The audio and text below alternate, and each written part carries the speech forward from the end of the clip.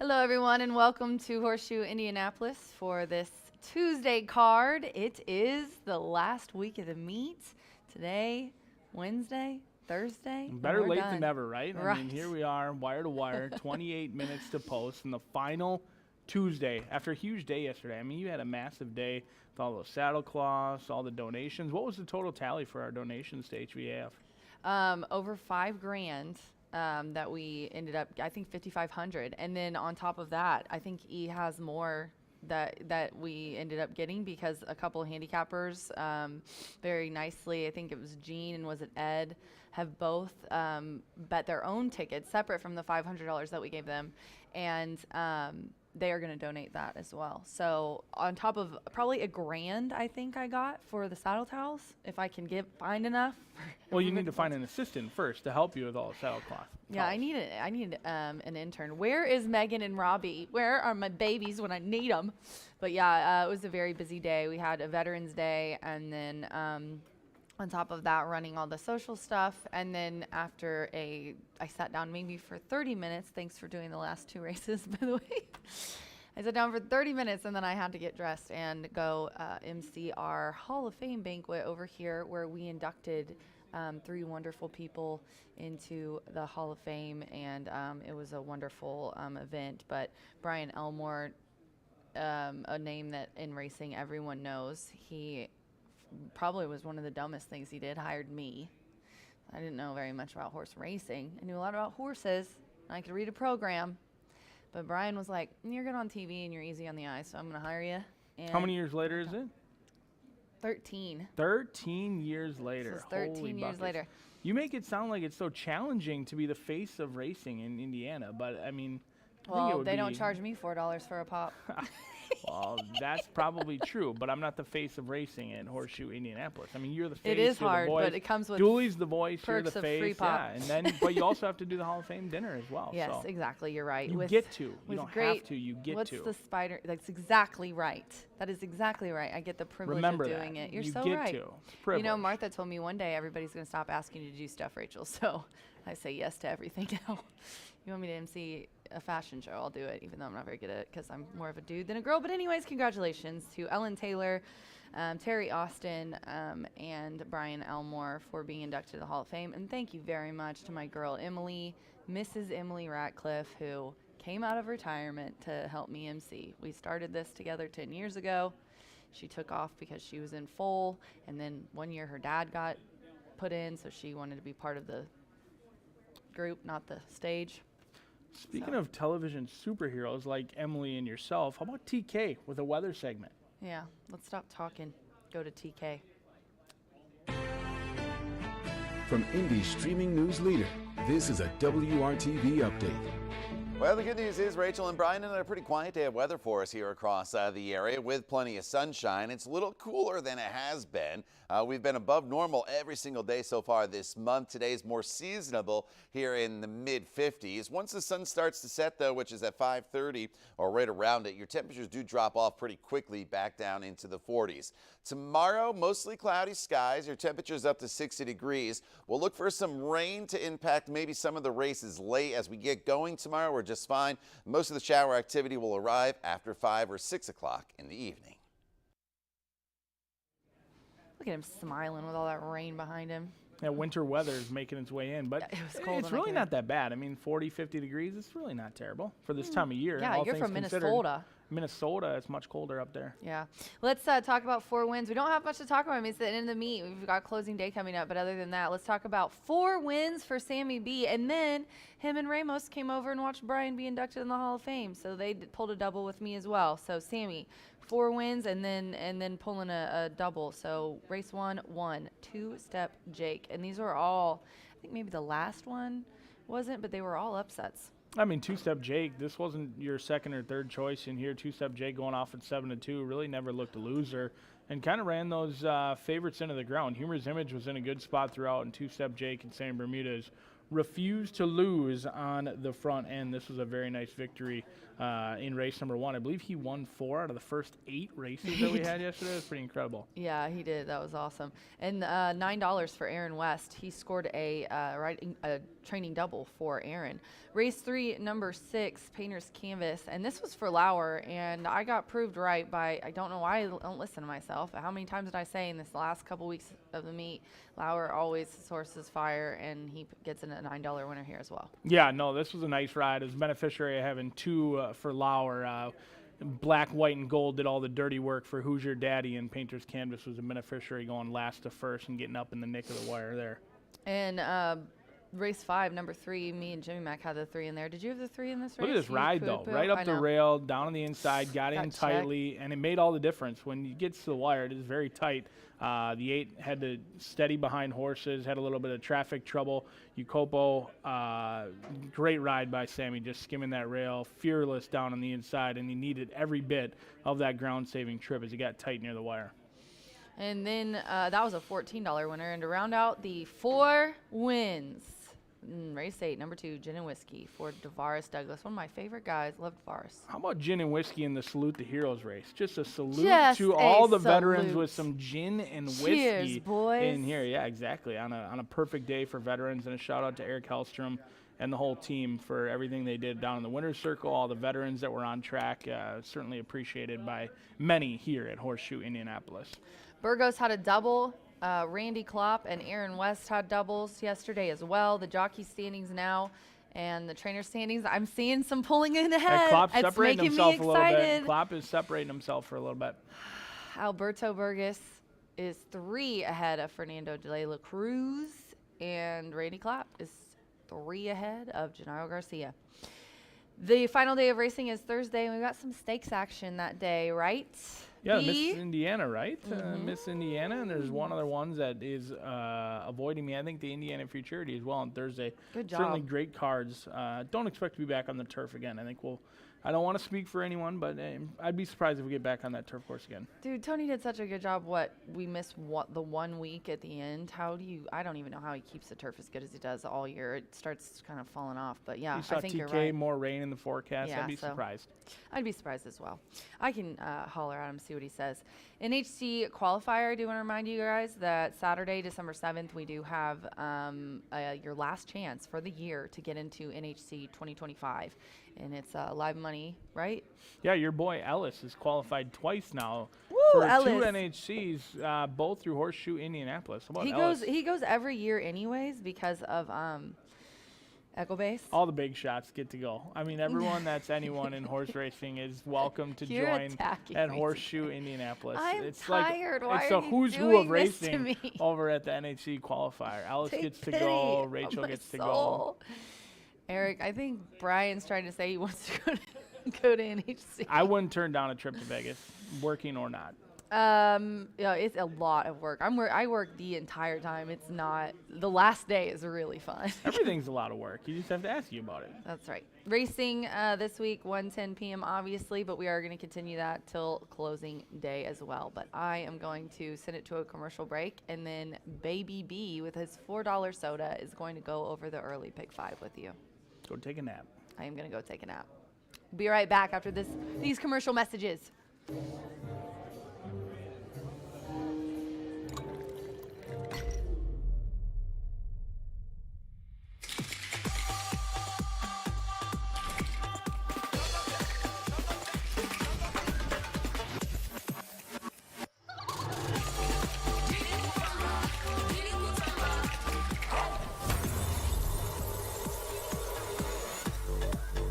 Tequila Herradura. Extraordinary awaits.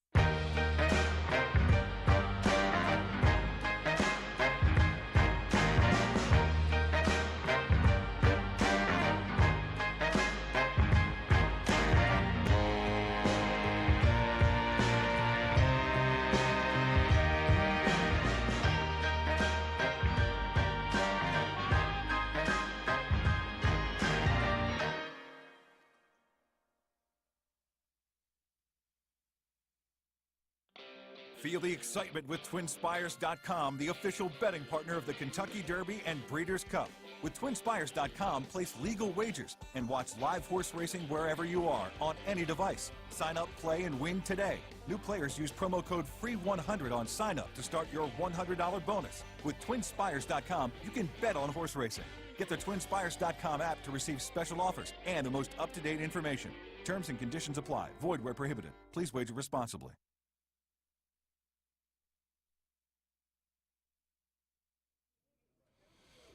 Welcome back here to the second half portion of the Wire to Wire card, where we'll talk about that early pick 5. And the early pick 5 has been paying pretty generous, almost equally as generous as the late Flyer 5 here recently. We'll be on the main track throughout today on a fast main track. Hopefully all 11 will be on that fast main track, and the rain will hold off till a little bit later. But let's take a look at this 8-horse field now just 18 minutes away, and I think it's a wide open race. In this race, $5,000 claimers, lower level claiming condition, and the consistency in here is almost non-existent. This group of horses has repeatedly all season long taken turns beating one another, and so I'm not going to try and navigate who's feeling good today or who's feeling fresh, maybe a little bit achy. So I'm going to spread out in this race, try and get a little bit of price in here. And as you can tell by the betting board right now, very lukewarm favoritism to number 3 at 2-1 on the board. 1, 2, 3, 4, 7, and 8 for yours truly as we kick off the card 18 minutes from now.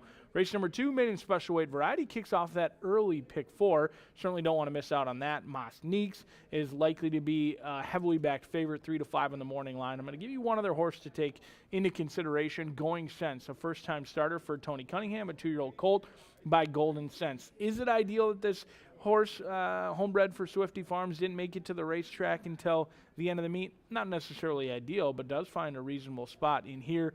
Many of the maiden special weights are a little bit watered down after how many we've run over a 120-day meet, and so I think Going Sense makes sense in here with Sammy Bermudez, and you heard Rachel talking about it. He had 4 wins on the card yesterday. He looks to pick up right where he left off with Going Sense and Sammy Bermudez for Swifty Farms. Race number 3, 6 furlongs, state bred optional claimers in here. Another race that I struggled to really feel overly confident about. I do think number 2 could be one that may be overlooked by many. Antonio Duran, Deshaun Parker.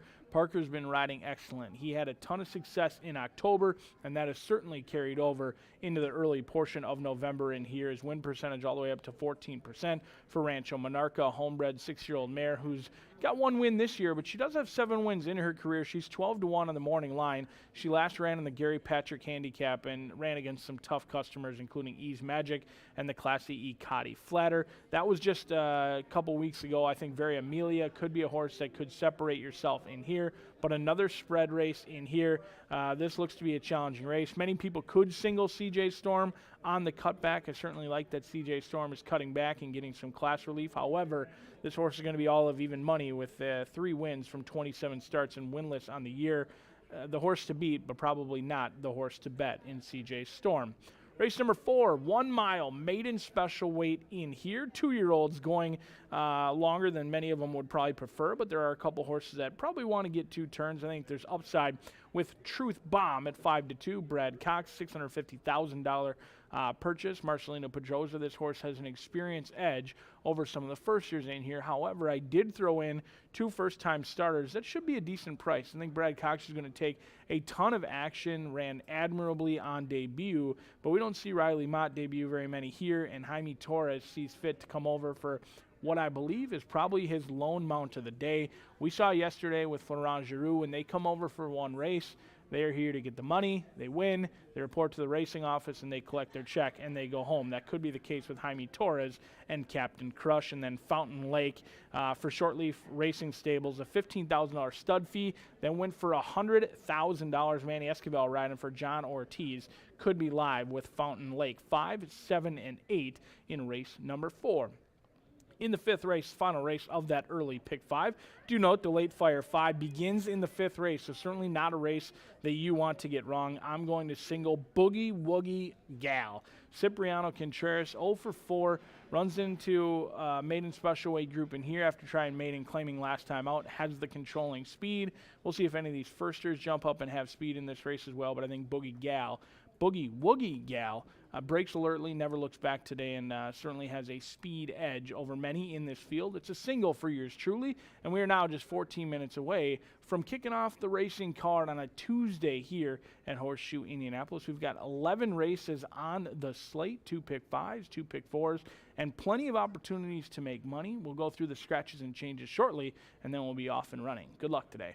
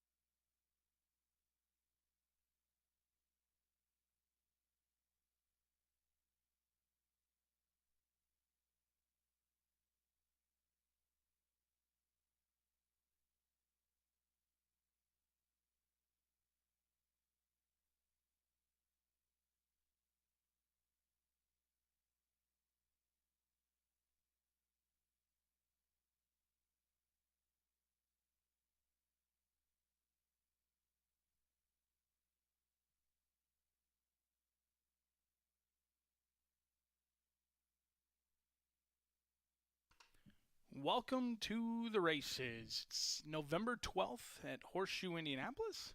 Overcast skies, but overall beautiful day. We're off the turf today on a fast main track. We've got 11 races, 9 thoroughbreds, 2 quarter horse races. Let's take you through today's scratches and changes beginning in race number 1. Rider Eric Asmussen picks up the mount aboard Looking at Justice. Instead of Keith Asmussen, Eric Asmussen aboard number 5, Looking at Justice. Race number 2, Clean of Change. In the third race, Albin Jimenez picks up the mount aboard number 3, Load 'em Up Justice. Fourth race, Clear. In the fifth, scratch number 2, Blue Thunder. Fifth race kicks off today's Late Fire 5, scratch the 2, Blue Thunder. In race 6, originally carded for the turf, all races on the main track, new distance 1 mile and 70 yards, scratch 1, 3, 4, and 6.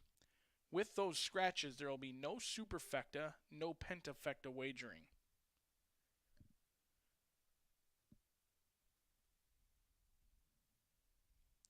In the 7th race, 5.5 furlong maiden race. Scratch number 1, Covert Kid. Number 3 will be 1 pound over. Number 5 will be 1 pound over. And number 9 should be noted Whiskey Tryst, gelded.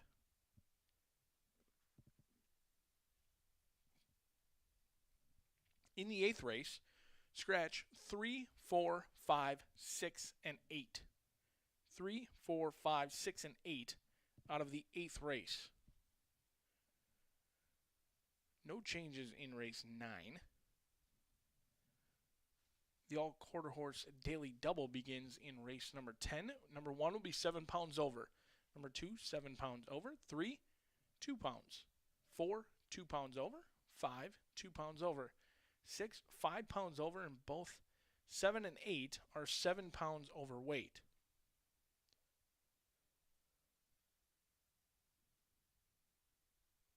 In addition to those overweights, we also have 5 pounds over on number 10, and scratch all of the also eligibles. 11, 12, 13, and 14 are out of the 10th. In your Tuesday finale, a few overweights to go over. Number 1, 7 pounds over. 2, 2 over. 3 and 4, both 4 overweight. Number 5, 2 pounds over. 6, 7, and 9, 7 pounds over. In addition to those, we also have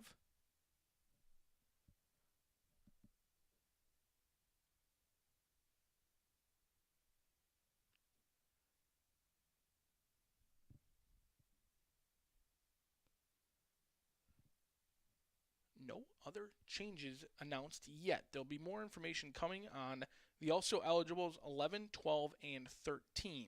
More information forthcoming on 11, 12, and 13 in today's finale. Horses have joined us down here in the paddock. The tacks have gone on. The riders are about to get their instructions. We'll find out 7 minutes from now whether they listened or did not on a fast main track kicking off today's early pick 5.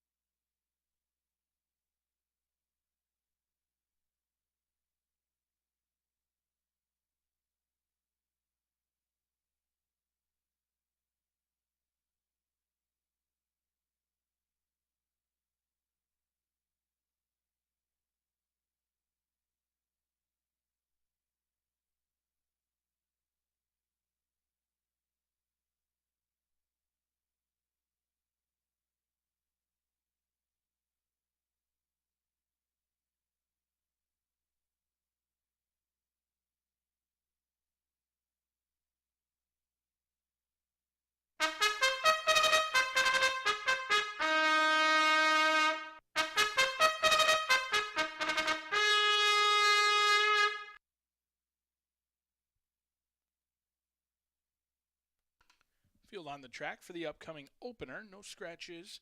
And the lone change is Eric Asmussen aboard number 5, Looking at Justice. Pick 5 time, 2 minutes from now.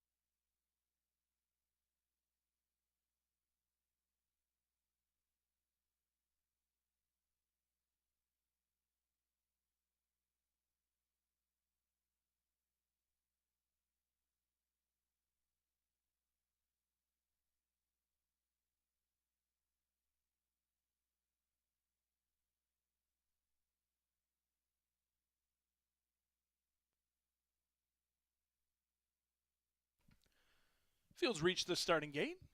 It's post time for the opener.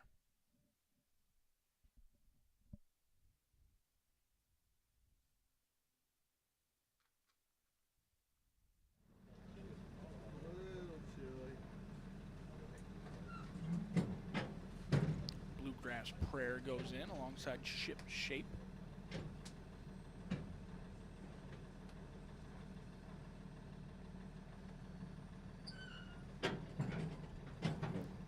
Even betting board between your inside three runners.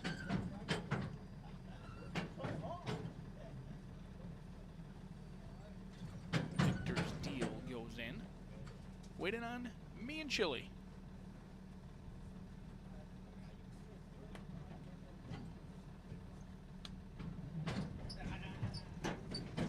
Off and racing at Horseshoe Indianapolis to an even beginning as Bluegrass Prayer and Joe Ramos go looking for that lead. In second comes Ship Shape along with Forever Lasting, Me and Chili on the wide side into that first turn. Corona Grande finds a nice spot down behind Bluegrass Prayer. Then comes Victor's Deal along with Look at Justice and Secreto de Amore. Can see them all. They're in no hurry up top. Bluegrass Prayer and Joe Ramos trying to slow them down under a tight hold in an opening quarter in 24.55. Ship Shape now rounds into second. Forever Lasting in third. Down on the inside is Corona Grande, and behind those comes Me and Chili along with Victor's Deal, and then Looking at Justice in seventh, and Secreto de Amore still in eighth as Bluegrass Prayers had it all his own way. The 5-year-old by Prayer for Leaf is still a length clear through an opening half mile in 49.57. They really slowed him down on that backside. Ship Shape still good to go in second. Corona Grande still riding the paint as Forever Lasting comes under a ride. Now Victor's Deal, the 10-year-old, has asked for his best from Fernando de la Cruz. Not getting a response at this point. Me and Chili has been wide throughout. Secreto de Amore has tandemed up with Looking at Justice, and they've got 8 lengths to make up. 113.85 for 3/4 of a mile, and Bluegrass Prayer still a length clear from Forever Lasting. Corona Grande wasting a good trip as Bluegrass Prayer spurts clear by a length, now 2 lengths, and it's Bluegrass Prayer making every pole a winning one, and Joe Ramos and Bluegrass Prayer come home an easy winner. Tight photo between Forever Lasting and Secreto de Amore for the exacta in 143.06.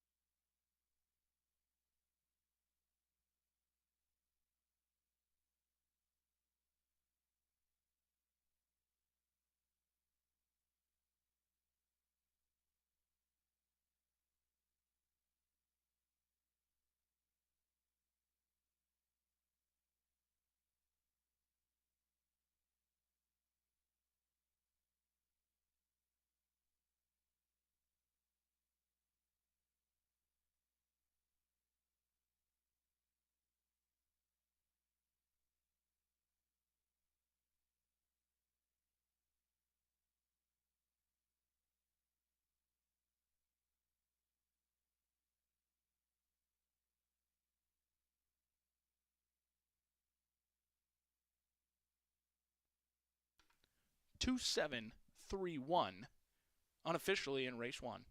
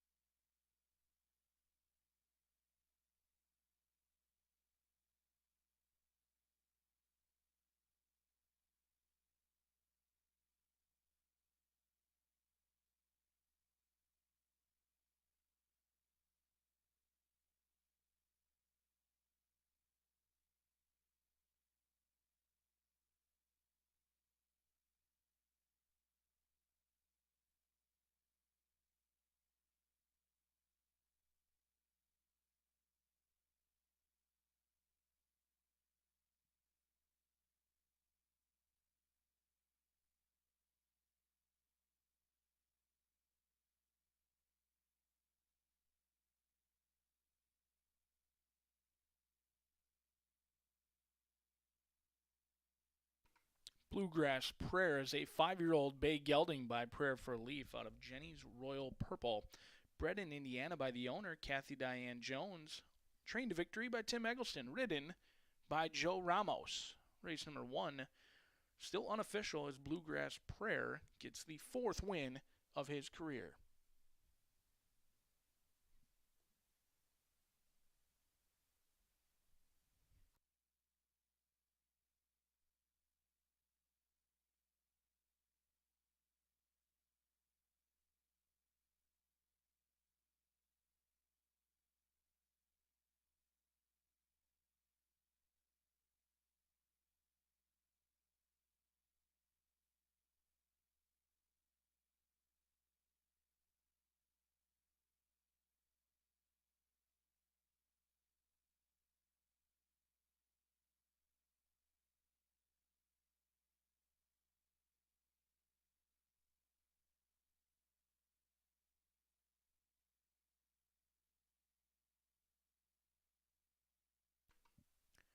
Race 1, now official. First exacta of the day, $113.80. 50-cent trifecta, $231.05. 10-cent superfecta, $203.31. Big payouts, even with the favorite on top. Bluegrass Prayer returns $660. Race number 2 on the board 22 minutes from now. No scratches, no changes, as the second kicks off early pick 4.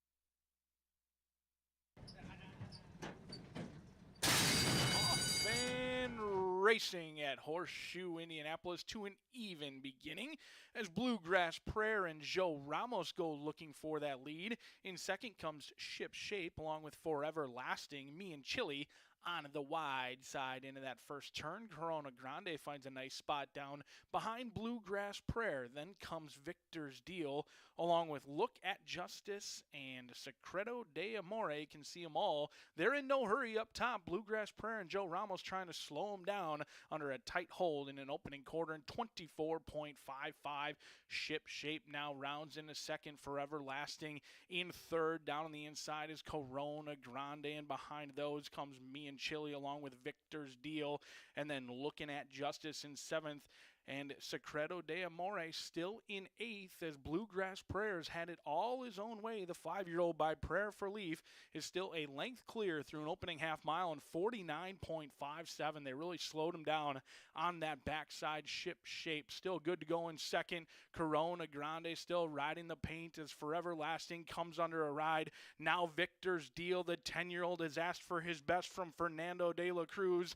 Not getting a response at this point. Me and Chili has been wide throughout. Secreto de Amore has tandemed up with Looking at Justice, and they've got 8 lengths to make up. 113.85 for 3/4 of a mile, and Bluegrass Prayer still a length clear from Forever Lasting. Corona Grande wasting a good trip as Bluegrass Prayer spurts clear by a length. Now 2 lengths, and it's Bluegrass Prayer making every pole a winning one, and Joe Ramos and Bluegrass Prayer come home an easy winner. Tight photo between Forever Lasting and Secreto de Amore for the exacta in 143.06.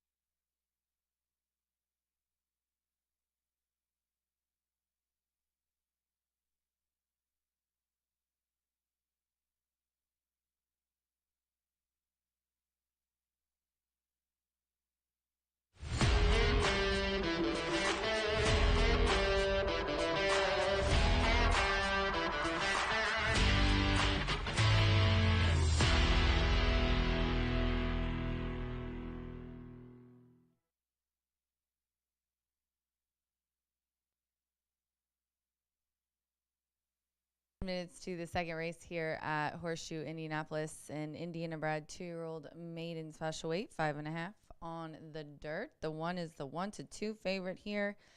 Thought maybe we could try to find a little bit of a price underneath. But that HRN stat, I think, has made my 6 get bet down. Max Nitz. DP is aboard for Tony Granitz, and Deshaun was hot in October, and he is rolling it into November because he's still in fuego. Out of his last 12, he's had 8 in the money, including 4 winners. This one flashed some speed last time. I mean, look at that October 23rd try, put up a nice speed figure, laid off the pace, just got beat less than a length. I mean, it's no shocker that this one is 1-2 because just what a wonderful debut. And switches to DP today. Let's go next to the 4 Toys Troubled Hero. Another jockey who is really hot in the last couple of weeks is Evan Roman. 4 wins, 5 seconds, and 2/3, including one, I think, yesterday. He's riding here for Klopp, who's coming off of a training double.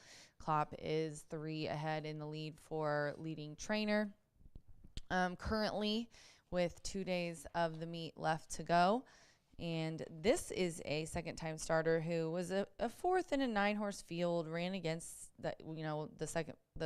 my top pick, the 1, who finished second, like I said, in that race. Really had some nice works going into that October 23rd try.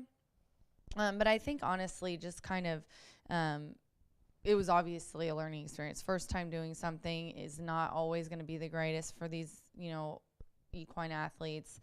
And definitely one that you want to take into consideration, given that should improve off that effort and is repeating the same distance as well. And then very early this morning when I sent my picks in, I did like the 3. It's on my tip sheet. But when I saw the slides for the HRN power ratings, I thought maybe the 6 would be better to go with. So I guess for a super, I do 1, 4, 6, 3. But I'm going to put Going Sense in here. Tony Cunningham is the conditioner. He's had a really nice thoroughbred meet this year. Has some really nice quarter horses as well. But this is a 2-year-old colt by Golden Sense. This one's bred and owned by Swifty Farms. Tony's a high percentage trainer, like I said, 18%, 42.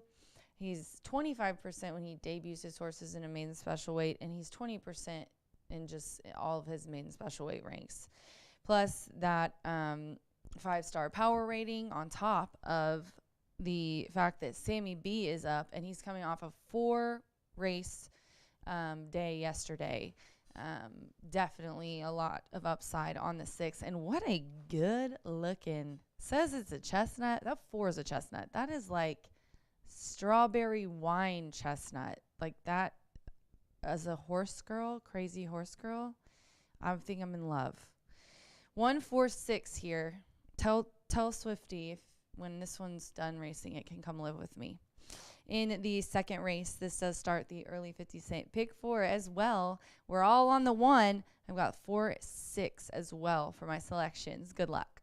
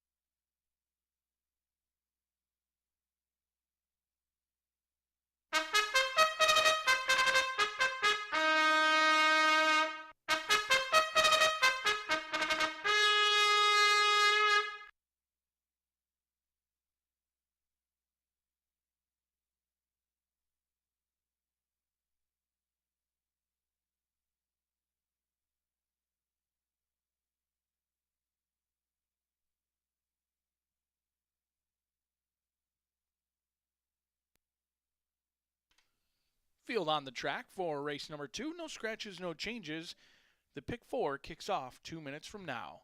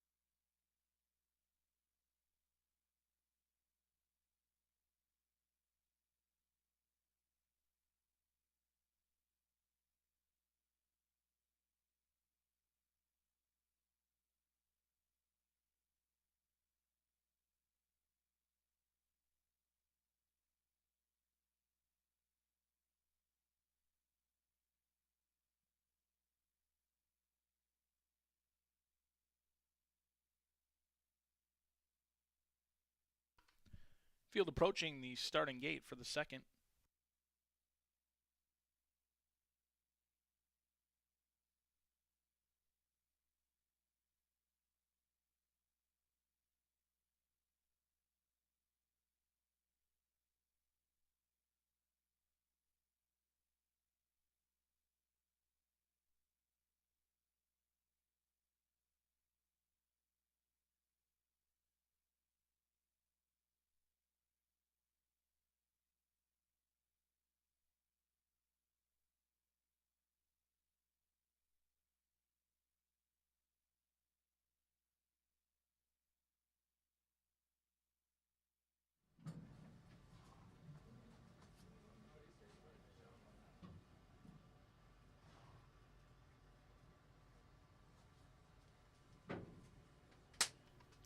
Deshaun Parker joins Mach Neitz down on the inside. Currently 1-5 on the board. Up next is Toy's Troubled Hero.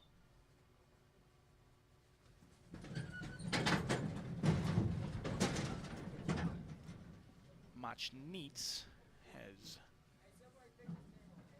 thrown off Deshaun Parker down on the inside.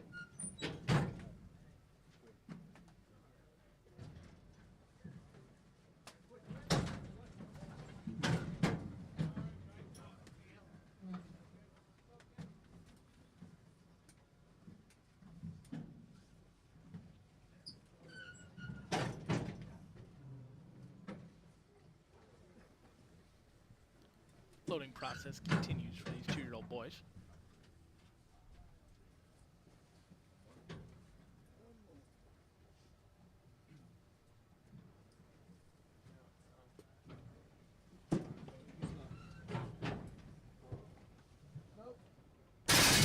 They are off and running to an even beginning as Tiz Irish in tightly shortly after the start, but the Irish Ranter good to go, and the Irish Ranter at a long shot price puts a length clear on this field. Now Mach Neitz finds his best footing, and he goes up to challenge with Gus and Woodrow in between. Going since the first time starter down to 3-1 is on the wide side, sitting off that trio up top. Then comes Troy's Troubled Hero along with Cantorito, and the slow starting Tiz Irish through a blazing opening quarter in 22.33. And there goes Mach Neitz as Irish Ranter drops back to third. Gus and Woodrow trying to keep pace with the heavily backed favorite Toy's Troubled Hero. Has some momentum down on the inside, as does Cantorito. Going since has been very wide throughout. Gus and Woodrow continues his pursuit of Mach Neitz and Deshaun Parker with the lead at the 8th pole, and they're a length clear. Here comes Toy's Troubled Hero, and Toy's Troubled Hero going to make this tight near the wire. Toy's Troubled Hero from Mach Neitz. Mach Neitz gets the job done from Toy's Troubled Hero, and Cantorita settles for third at 32-1.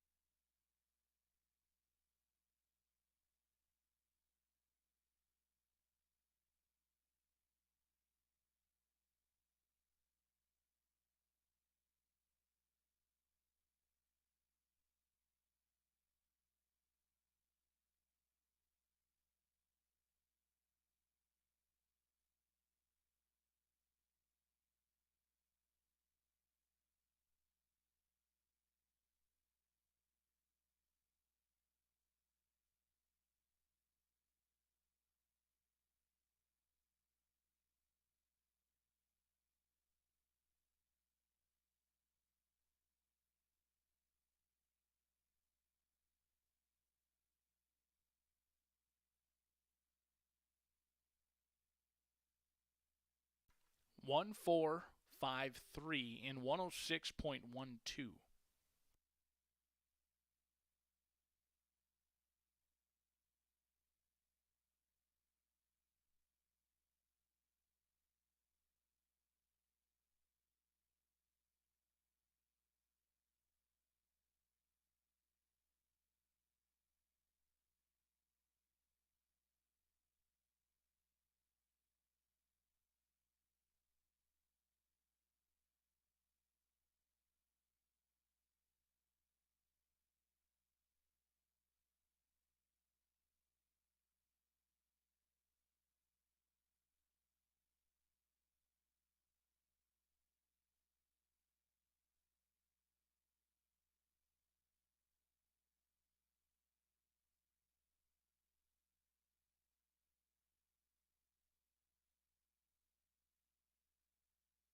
Race 2 is official.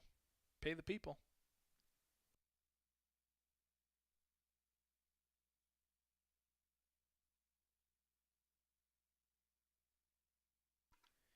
Entering the Murphy Trailer Sales Winner's Circle for the first time of his career is Mosh Neitz, a 2-year-old bay gelding by Kozan out of Ara. Bred in Indiana by the owners Lucky J Stables, trained to victory by Tony Granitz, and ridden by the red hot Deshaun Parker.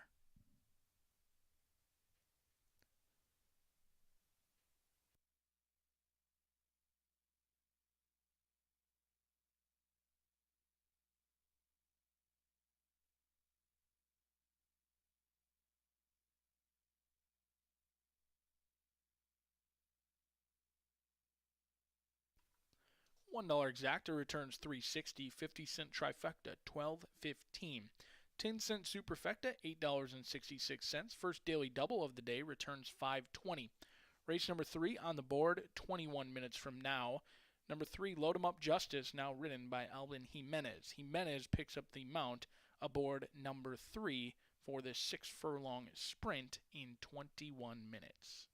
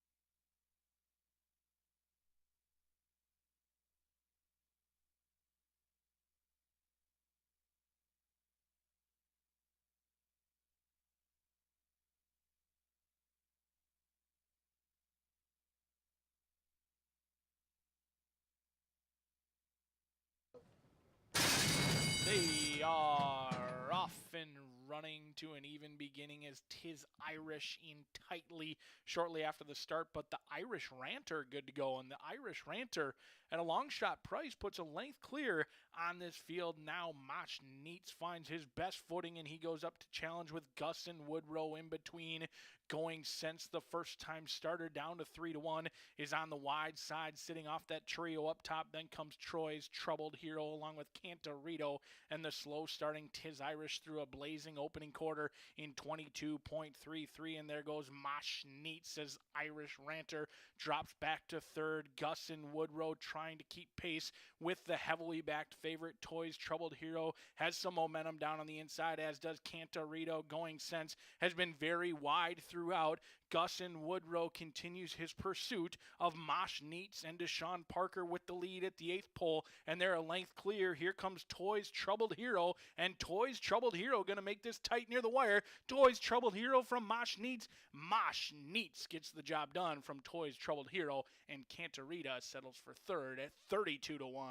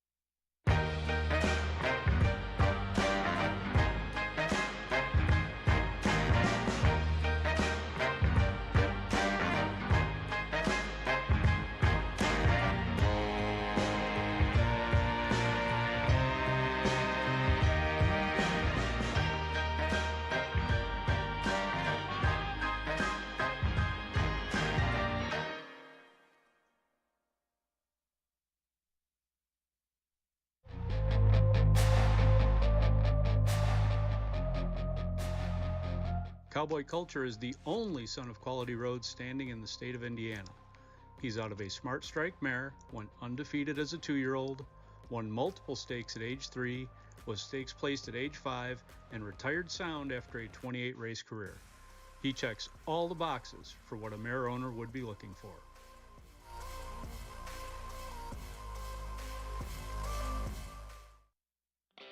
Feel the excitement with TwinSpires.com, the official betting partner of the Kentucky Derby and Breeders' Cup. With TwinSpires.com, place legal wagers and watch live horse racing wherever you are on any device. Sign up, play, and win today. New players use promo code FREE100 on sign up to start your $100 bonus. With TwinSpires.com, you can bet on horse racing. Get the TwinSpires.com app to receive special offers and the most up-to-date information. Terms and conditions apply. Void where prohibited. Please wager responsibly.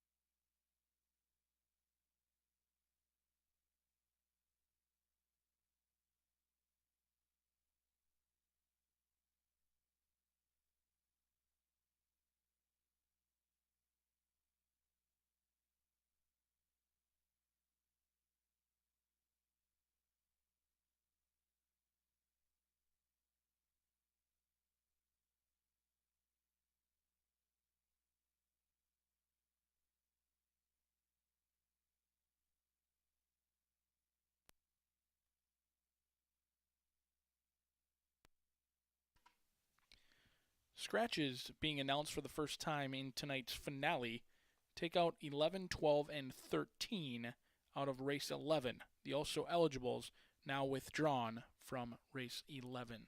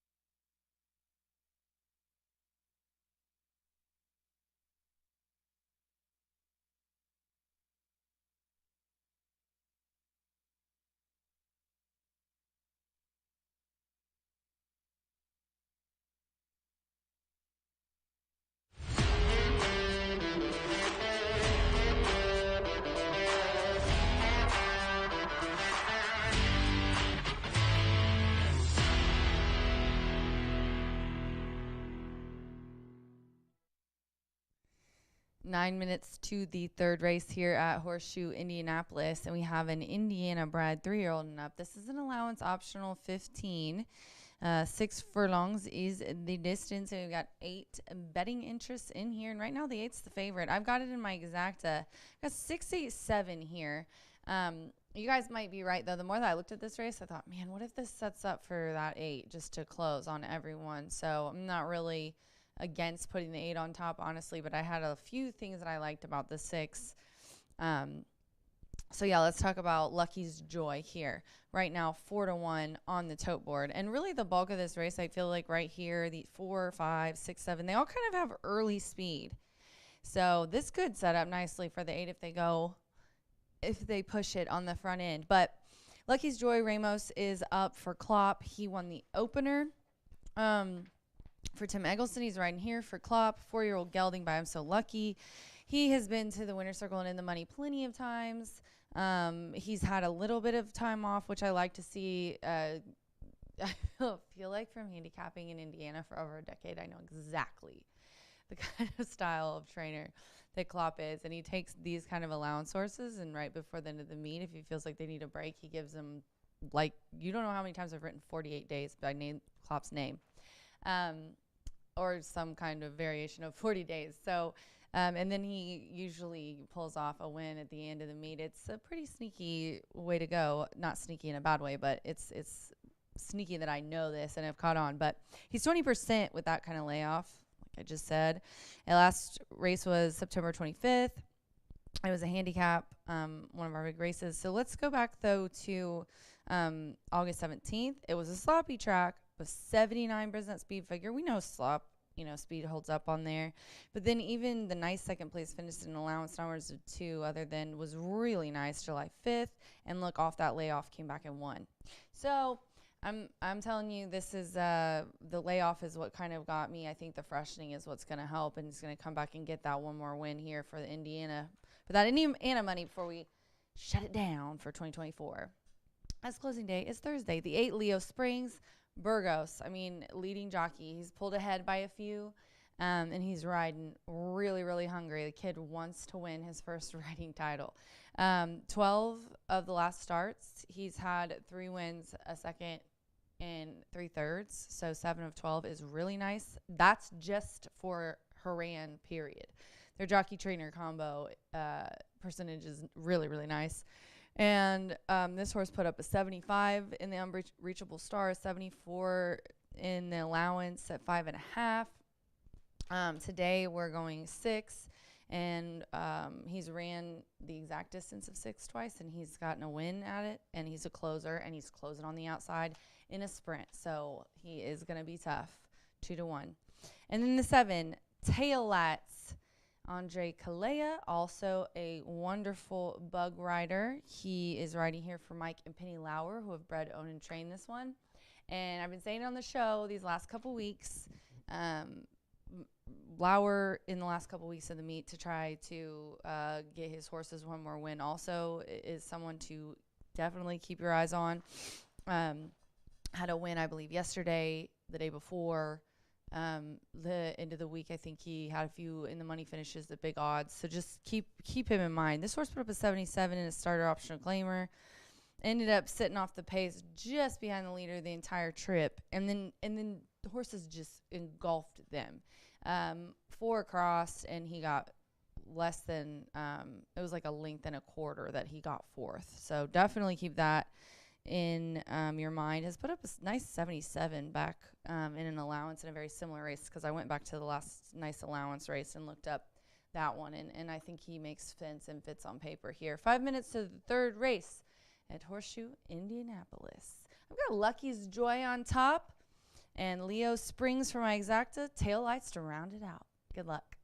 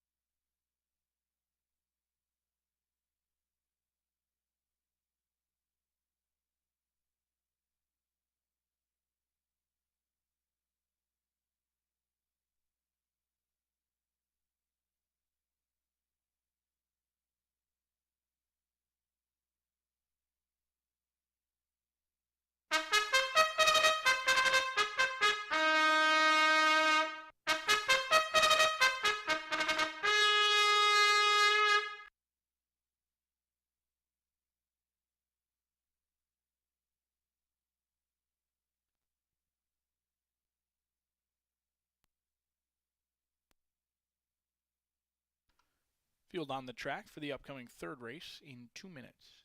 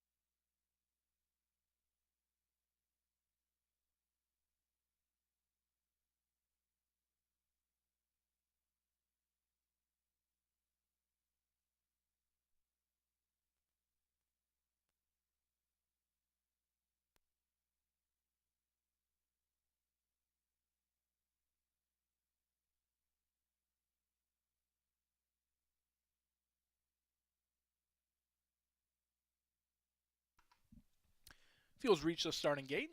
It is now post time for the third.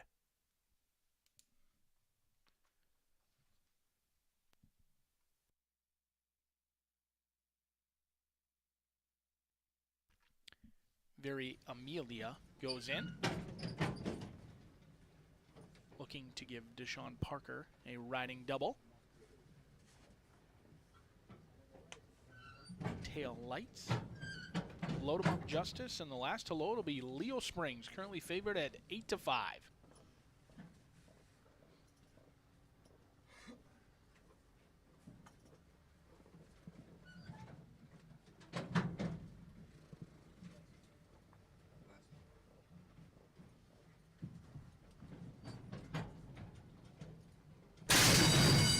They are off and running to an even beginning as Zappin' goes looking for that lead, as does Lucky's Joy, who's just a hair quicker, and now Lucky's Joy pokes that chestnut nose in front from Zappin'. Very Amelia, the field's lone mare, looking for win number 8, sits in a good tracking position at 17-1. In fourth comes Tail Lights. Then after that is Dioro's Wish, who's in tightly on the rail, and then CJ Storm. And in sixth comes Leo Springs, and the only one not keeping up early is Load 'em Up Justice through an opening quarter in 22.32. Lucky's Joy now a half length clear from Zappin' It, who needs to do better than that down on the inside. Tail Lights in third. Very Amelia is under an all-out drive, and she's dropping out of it. Here comes CJ Storm along with Leo Springs. Still nothing from Dioro's Wish, and Load 'em Up Justice would need a miracle from here, as this one, Lucky's Joy, spurts clear, and now Leo Springs and Tail Lights are lunging, and Leo Springs on the outside from a neck to a nose, and there he goes. Leo Springs at 2-1 from Lucky's Joy.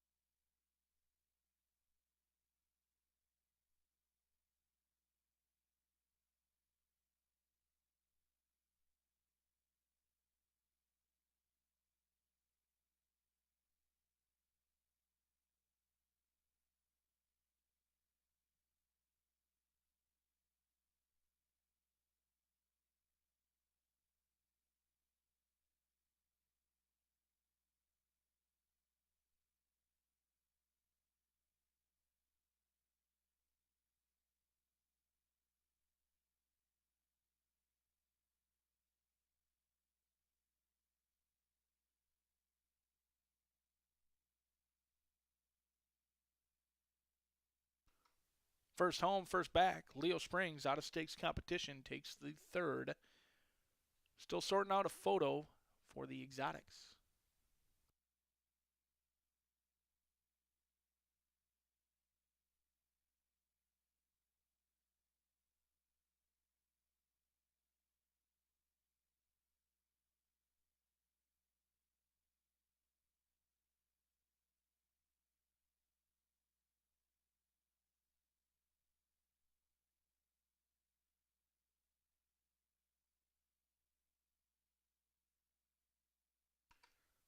Leo Springs making his way into the winner's circle for the fourth time in his 10-race career. 3-year-old Gray Gelding by Unbridled Spring out of Flatter Me Fiona. Bred in Indiana by Stephen West and Sharon Baker. Owned by Heron Thoroughbreds, trained by John Heron, and ridden to victory by our leading rider, Alberto Burgos.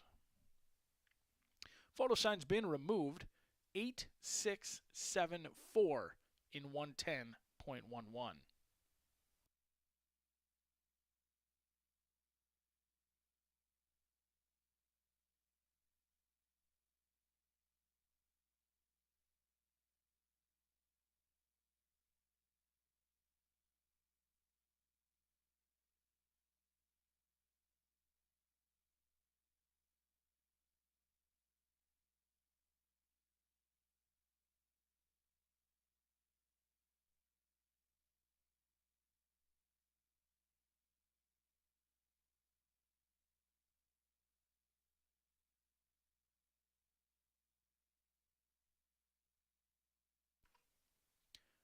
Race 3 is official.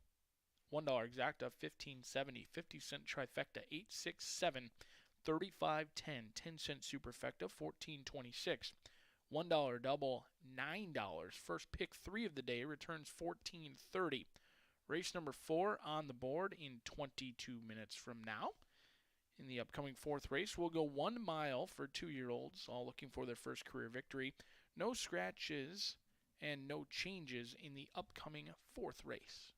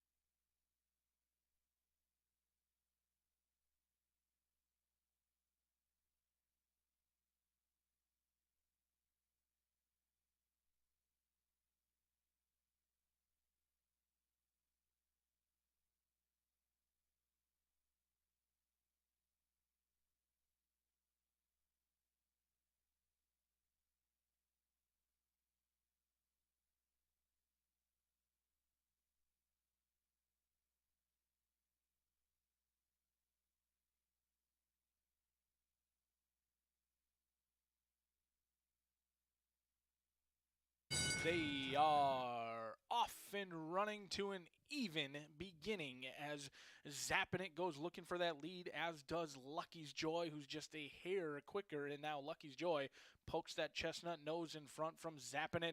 Very Amelia, the field's lone mare, looking for win number 8, sits in a good tracking position at 17-1. In 4th comes Tail Lights. Then after that is Dioro's Wish, who's in tightly on the rail, and then CJ Storm.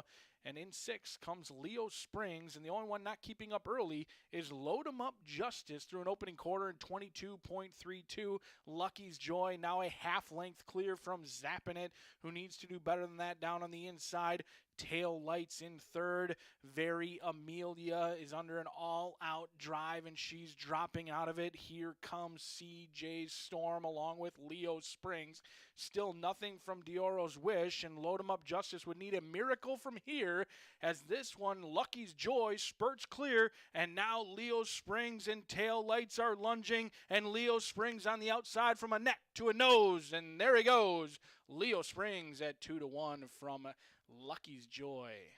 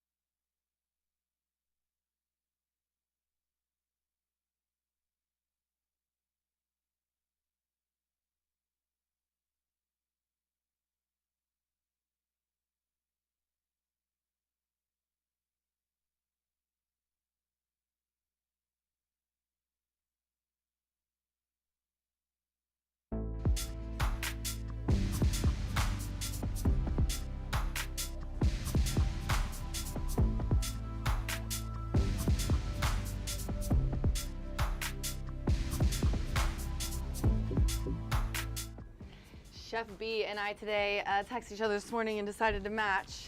How do we look, ladies and gentlemen? It's my favorite food in the whole world, wings and beer. And for a side, A burger. a burger. Tell them what we got here. So this is the signature American classic in Bruce Brothers. It is a house ground beef patty, char grilled American cheese, signature Bruce sauce, a full side of L-top, and my famous French fries that I get nothing but compliments about. Okay, yeah, these French fries, I've had them. Are so crunchy and so good. But what is this? Signature Bruce sauce. You can't tell me what's in this. It's a secret. It's a secret. How am I going to eat this on camera? All right, tell us about the wings while I embarrass myself. Watch this, guys. These are my smoked wings. We brine them for 24 hours, smoke them for 2 hours, and then toss them in a house-made barbecue rub. And I have them tossed today in buffalo sauce. I have buffalo, teriyaki, habanero hot, garlic parmesan barbecue, and you can order them dry as well to get that smoky flavor with house-made ranch and celery. Which one is this? This is buffalo. So hot sauce, butter, and honey. It's so good. The smoked wings are my favorite. And they're always better. Yeah, And then this is our ranch. that's our ranch that I make over there in the house every day. You guys, the burger is amazing. That patty is cooked like perfectly, and I don't know what's in that sauce. It's like, it reminds me of Big Mac sauce, except better. Did I just figure it out? Kinda. Yes. All right, well, I'm not gonna finish it because who knows what's gonna happen. I don't wanna give a secret away, but tell them where this is all available while I take a Brew treat. Brothers, Thursday through Monday. Cooking with Chef B, love it.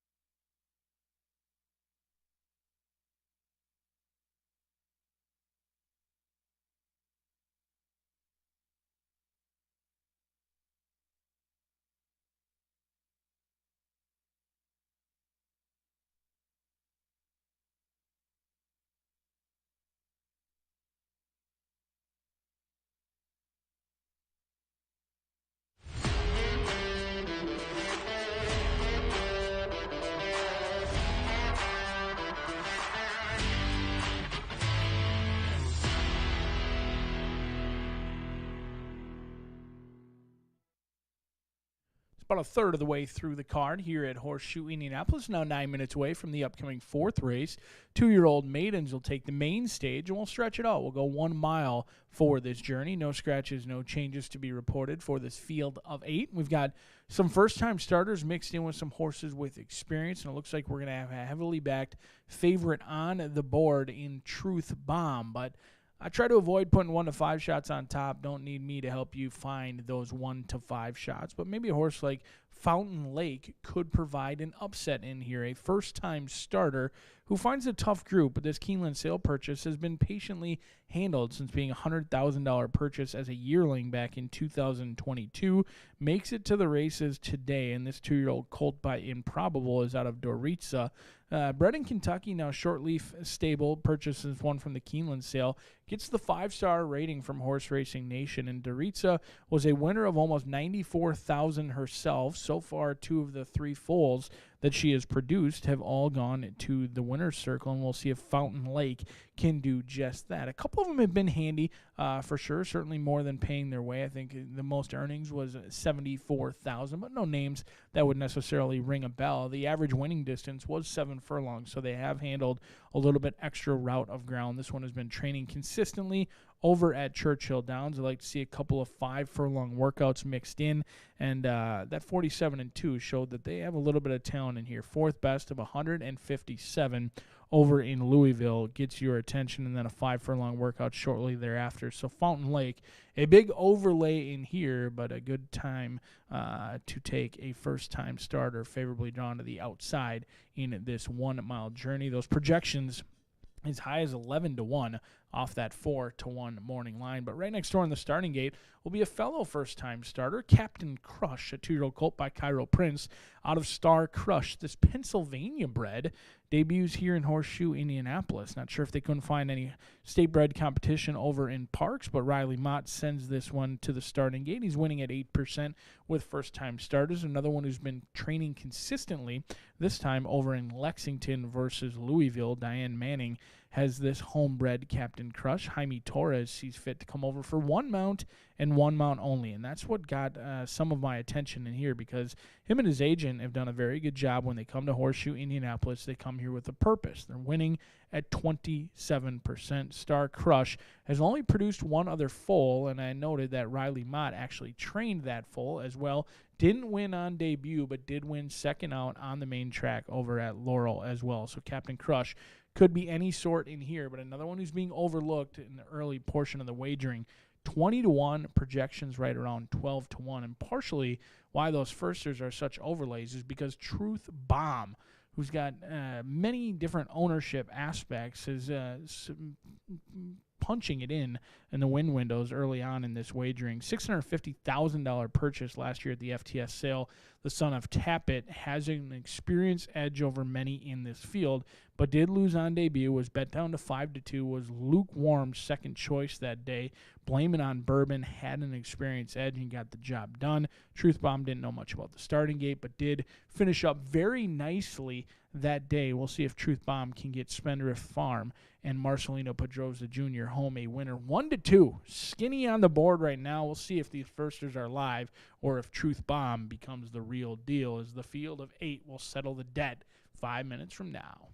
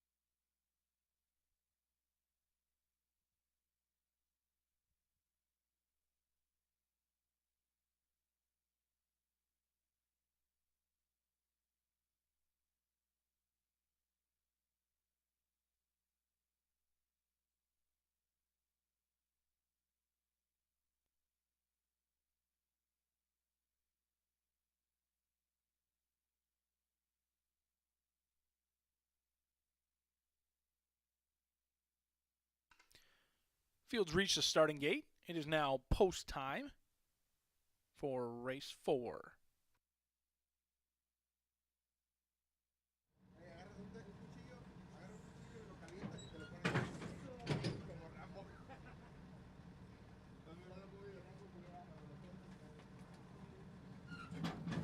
North Terrace goes in. Up to no good. Captain Crush. Reb. Thundering Heart.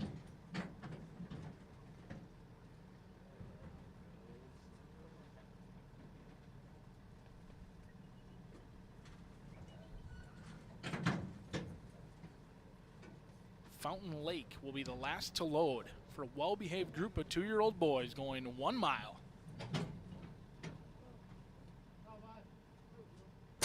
They are off and running, and your favorite Truth Bomb broke a half step slowly, and Truth Bomb trying to rush up with those leaders, but it's a mad scramble into that first turn as Arthur Jr., the Keeneland shipper, gets the late money, and there goes Arthur Jr. by a length and a half from Up to No Good. Reb, the 5-time starter, is in tightly on the rail under a tight hold from Walter Rodriguez. Then comes North Terrace. Fountain Lake is 4 wide into that first turn, and Truth Bomb going to have to win this one from 5 lengths out of it. Then comes Captain Crush along with Thundering Heart through an opening quarter in 24.83, and now Up to No Good puts the pressure on Arthur Jr. Fountain Lake in a clear third from North Terrace, who sits just off those ones. Then comes Reb along with Truth Bomb, who's second out and is picking off runners run by one. There goes Truth Bomb, but doing so while wide. Captain Crush, the Pennsylvania bred, still 6 lengths out of it, and the first-time starter Thundering Heart has asked for his best run. Half mile on the board in 49.27. Arthur Jr. dealing with Up to No Good. Fountain Lake at 14-1 is still right with those leaders. Then comes North Terrace.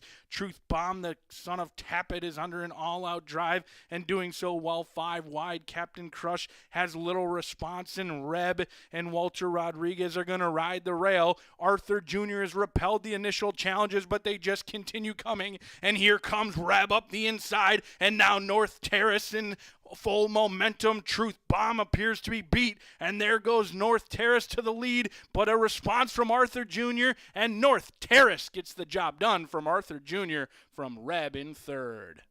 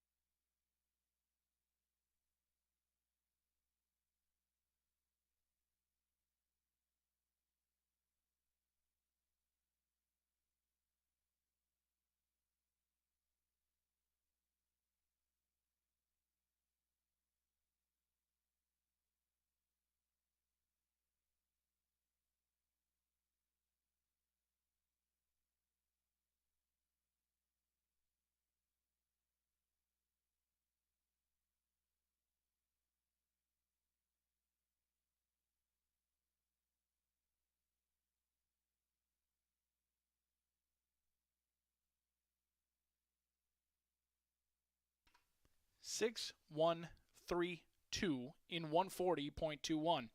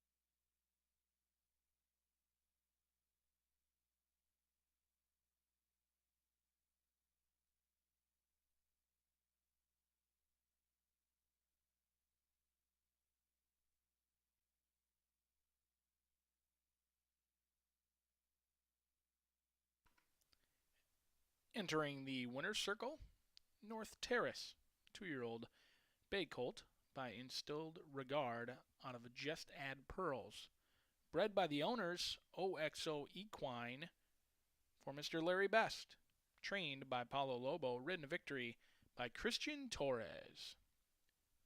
North Terrace stops the clock in 140.21 as race 4 is now official. Your $1 exacta returns $19.80.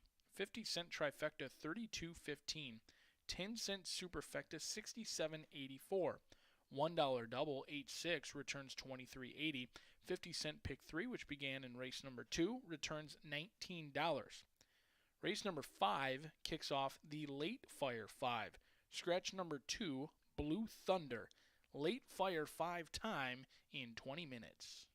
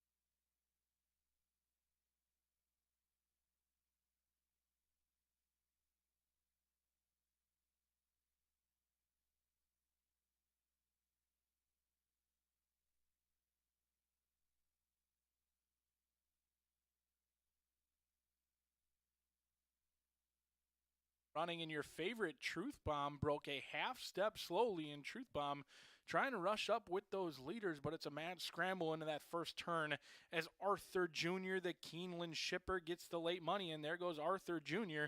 by a length and a half from Up to No Good.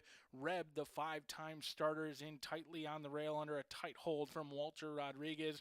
Then comes North Terrace. Fountain Lake is 4 wide into that first turn, and Truth Bomb going to have to win this one from 5 lengths out of it. Then comes Captain Crush along with Thundering Heart through an opening quarter in 24.83, and now Up to No Good puts the pressure on Arthur Jr. Fountain Lake in a clear third from North Terrace, who sits just off those ones. Then comes Reb along with Truth Bomb, who's second out and is picking off runners run by one. There goes Truth Bomb, but doing so while wide. Captain Crush, the Pennsylvania bred, still 6 lengths out of it, and the first-time starter Thundering Heart has asked for his best run. Half mile on the board in 49.27. Arthur Jr. dealing with Up to No Good. Fountain Lake at 14-1 is still right with those leaders. Then comes North Terrace. Truth Bomb, the son of Tappet, is under an all-out drive and doing so while 5 wide. Captain Crush has little response, and Reb and Walter Rodriguez are going to ride the rail. Arthur Jr. has repelled the initial challenges, but they just continue coming, and here comes Reb up the inside, and now North Terrace in full momentum. Truth Bomb appears to be beat, and there goes North Terrace to the lead, but a response from Arthur Jr., and North Terrace gets the job done from Arthur Jr. from Reb in third.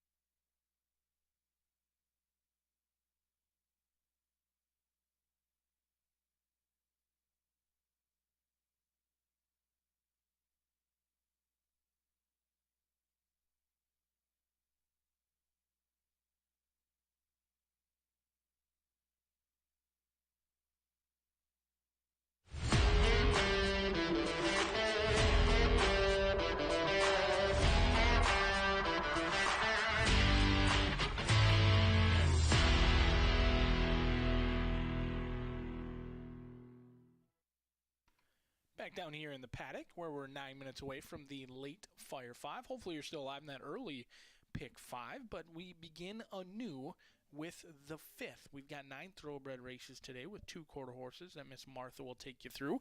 Let's take a look at this field set to go to the gate in just 8 minutes from now. We've got 3-year-old fillies taking a break from the boys today, with the 3-year-old fillies taking the main stage. Scratch number 2, Blue Thunder. I got a little lucky yesterday with a $30 ticket in 2 singles, so let's try it again today with 2 singles, although right now we're betting right into the face of a heavily backed favorite. And just for fun, I think Boogie Woogie Gal, the local charge, deserves every look in here. The 4-year-old filly by Motown is 0 for 4, was claimed for $50,000. So certainly the connections wanted this horse, and it's never ideal to claim for 50 and then lay off for a year, but that's the case with Boogie Woogie Gal. I think there is an experience edge in here, and the local flair has been the beaten favorite in 2 out of the last 3 races, but Boogie Woogie Gal should be the quickest of the group. But right now, you should take note, just for fun, is taking a lot of love with the blinkers on and the Lasix for the first time for the Santa Anita shipper. Appears to be steamy early on in this wagering process.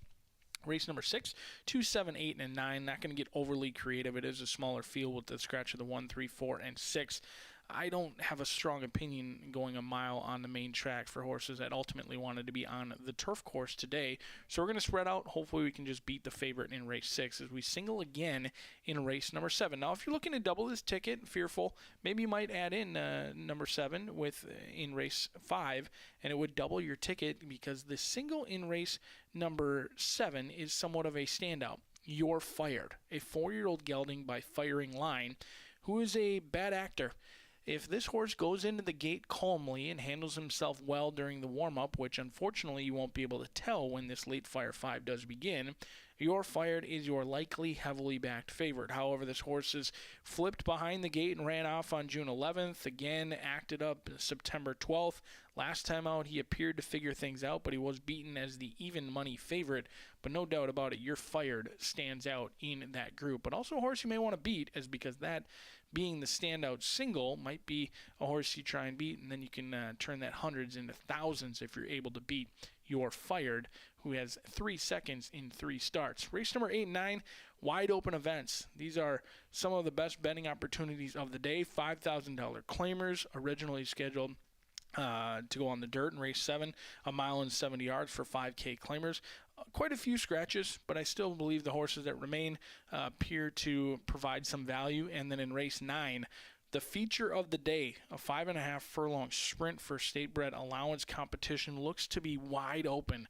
Some very nice horses in there have become assembled for today's featured race, and Cupid's Runaway, another one who could be a single on many people's tickets, but I'm going to try and beat Cupid's Runaway. The 6-time winner from 7 starts had to work awfully hard just a couple of weeks ago. Now comes back on short rest. It'll be the 3rd race since October 8th. We'll see if Cupid's Runaway can put a feather in his cap and make it 7 out of 8 wins on the season, but it is a tall task against this group. We'll see if anyone can beat Cupid's Runaway in the last. However, we're 6 minutes away from late Fire 5 time. Get those wagers in now because you can't win it if you're not in it. Good luck.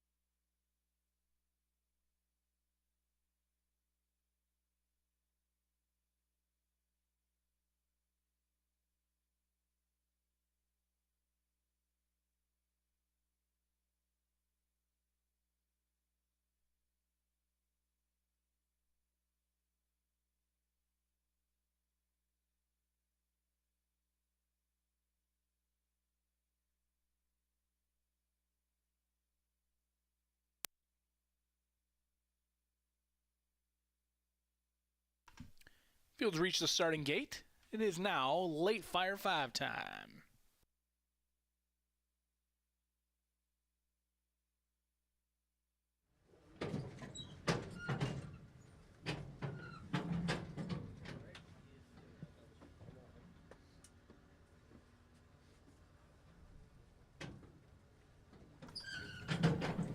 Favored throughout just for fun at 1-2.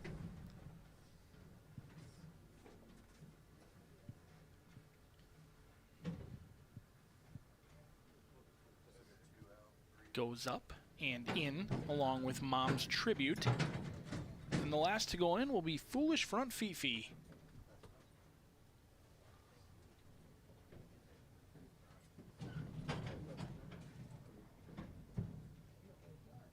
The girls are on their 6-mile journey as Into Swift breaks alertly from the rail, as does Boogie Woogie Gal, and Foolish Front Fifi is good to go. Your favorite Just for Fun at 4-5 is going to track those ones along with Legal Deceiver. Then behind that group, 3 lengths behind, is Mom's Tribute and the slow starting Ireland Bred Don't Touch Me, as Boogie Woogie Gal now goes a half-length clear through Into Swift through an opening quarter in a lickety split 22.31. And there goes Just for Fun in the yellow sleeves and the purple silks. Looks like a Vikings jersey rolling up to challenge Boogie Woogie Gal, and it's Just for Fun and Boogie Woogie Gal now a length clear from Into Swift, as Foolish Front Fifi is asked for her best run, as is Legal Deceiver and Just for Fun, and Marcelino Pedroza Jr. like a statue as they quickly put a length on Boogie Woogie Gal, but Foolish Front Fifi has not given up the chase. Boogie Woogie Gal has had enough. Just for Fun still digging down, as is Foolish Front Fifi. Foolish Front Fifi, but the wire comes first for Just for Fun.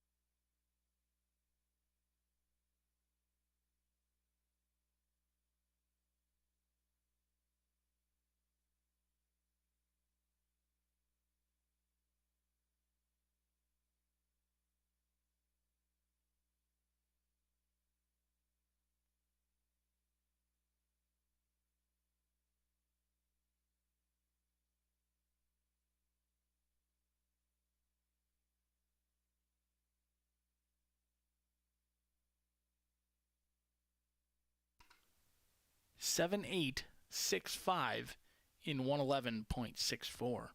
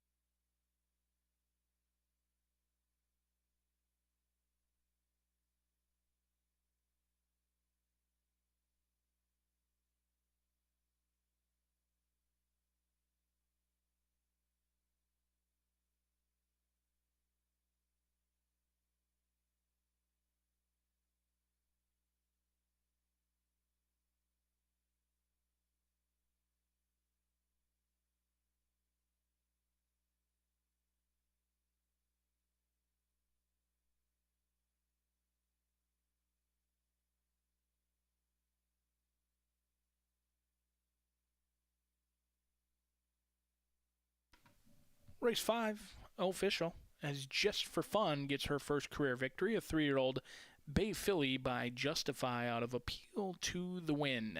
Bred in Kentucky by Buck Pond Farm and Black Ridge Stables. Owned by CRK Stable LLC. Ridden to victory by Marcelino Pedroza Jr. and trained by Mr. Peter Urton. Just for Fun gets blinkers on and Lasix and reports to the winner's circle in her second career start.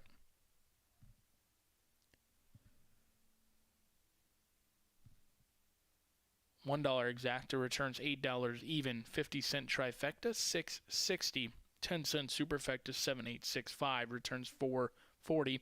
$1 double, $12. 50-cent pick 3, $28.10. Today's early pick 4 returns $48.20, and early pick 5 returns $187.60. We kick off the late pick 4 just 18 minutes away. A race originally carded for the turf now will be on a fast main track. Scratch 1, 3, 4, and 6. 1, 3, 4, and 6. With those scratches, no soup, no pentafecta.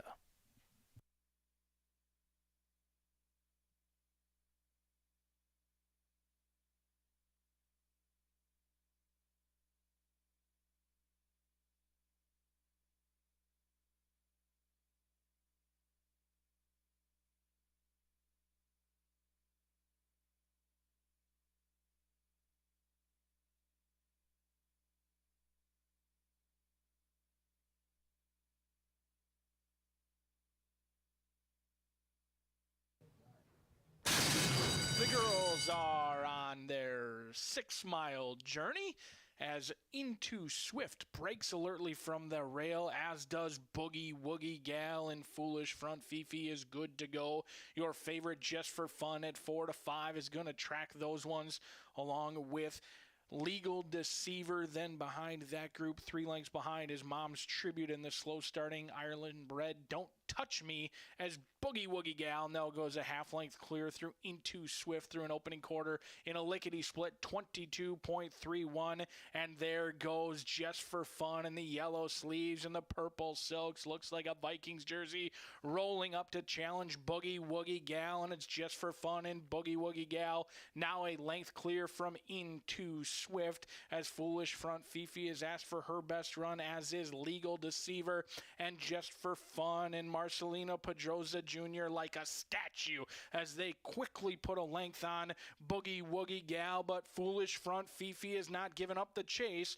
Boogie Woogie Gal has had enough. Just for Fun still digging down, as is Foolish Front Fifi. Foolish Front Fifi, but the wire comes first for Just for Fun.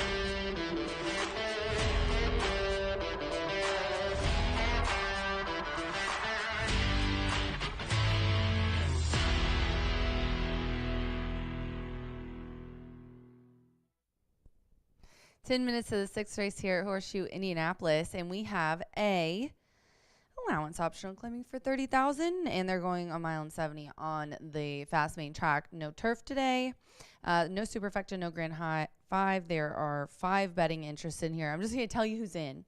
The 2, 5, 7, 8, and 9.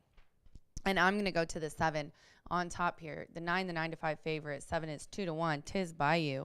Santos Sanger is aboard for Tim Eggleston. He's had a double this week, I believe, or a hat trick, I think. 4-year-old filly by Tis Sardonic Joe. Tim Eggleston is 26% in allowance ranks, ladies and gentlemen. And this horse put up a nice speed figure last time and was 4th. But if you look back to the last time that this horse ran at a mile and 7, that was at a mile and 70 on July 15th in an allowance, won by almost 3 lengths with Santo up. He's been running against kind of similar group these horses have, but some of them are out now.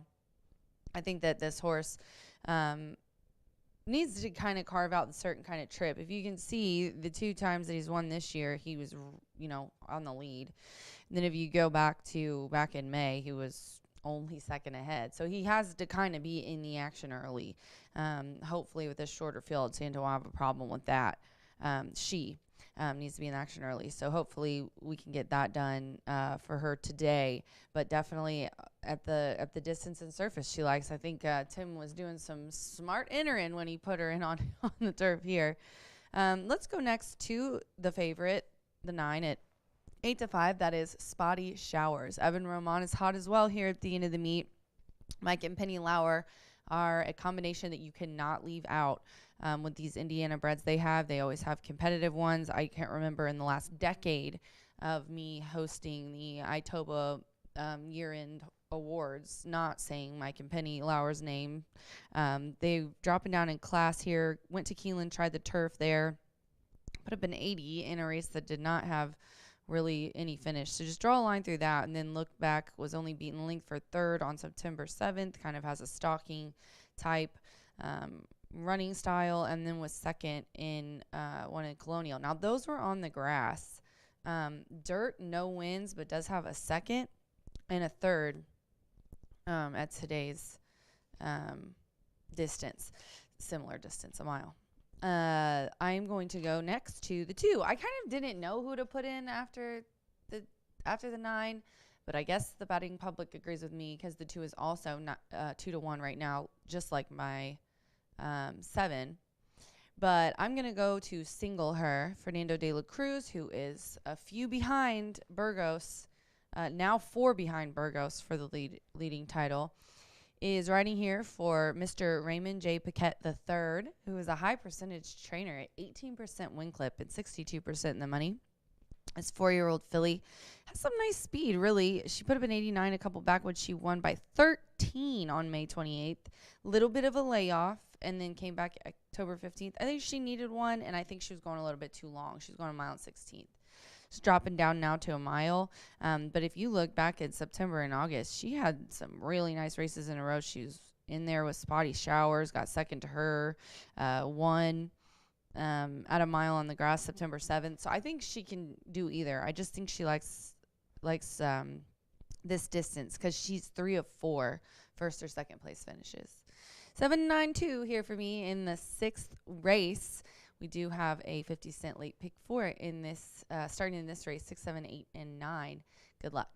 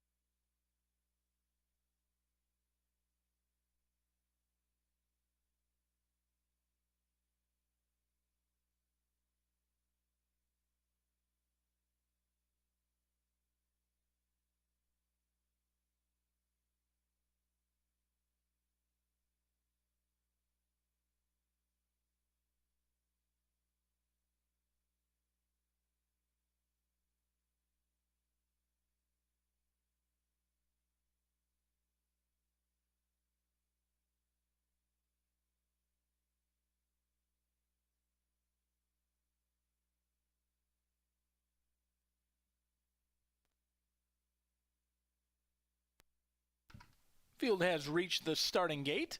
First to load is Tiz Bayou.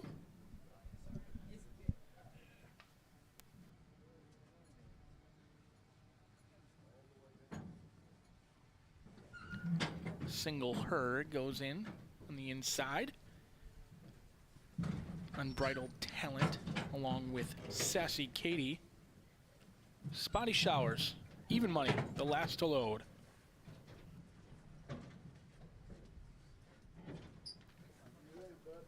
Five in a line.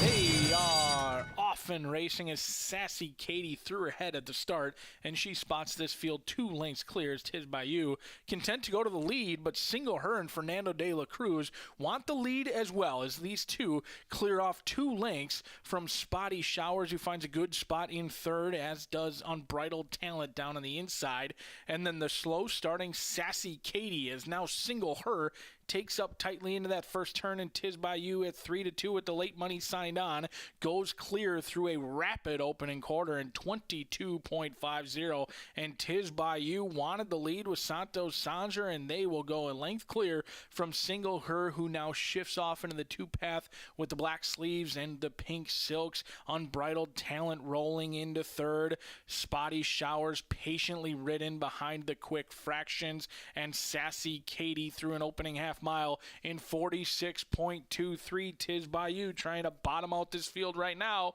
Single Her doesn't have a response at this point. Unbridled Talent rolls into second at a big price, and Unbridled Talent going to go up to challenge Tiz Bayou. Single Her has absolutely nothing in the tank, and the levee has been dry for Single Her. Spotty Showers has a lot of work to do at 9-5. Spotty Showers wishing they were on the turf course, but there goes Tiz Bayou, and Tiz Bayou blows the turn and blows the lead, and suddenly Unbridled Talent's race to win or lose. The field's long shot at 28-1 is breathing fire, however has a 6-length lead, and no one is coming. Unbridled Talent, the beneficiary of Tiz Bayou blowing the turn, and would you look at this?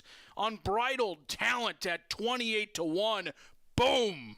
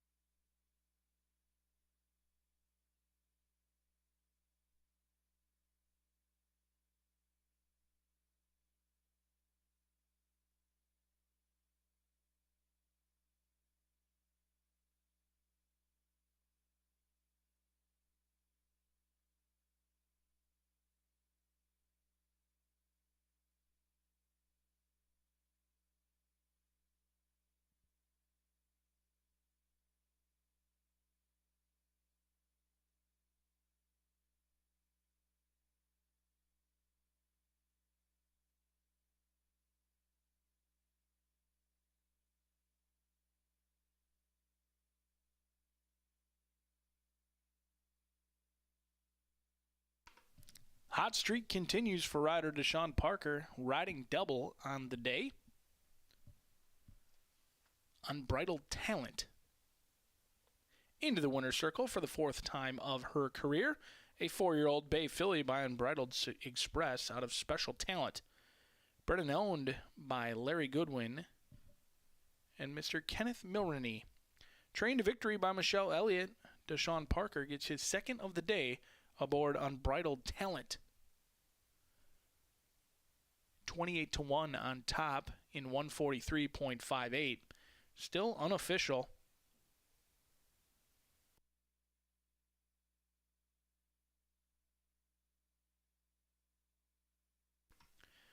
Race 6 has now gone official. 58.20 for Unbridled Talent.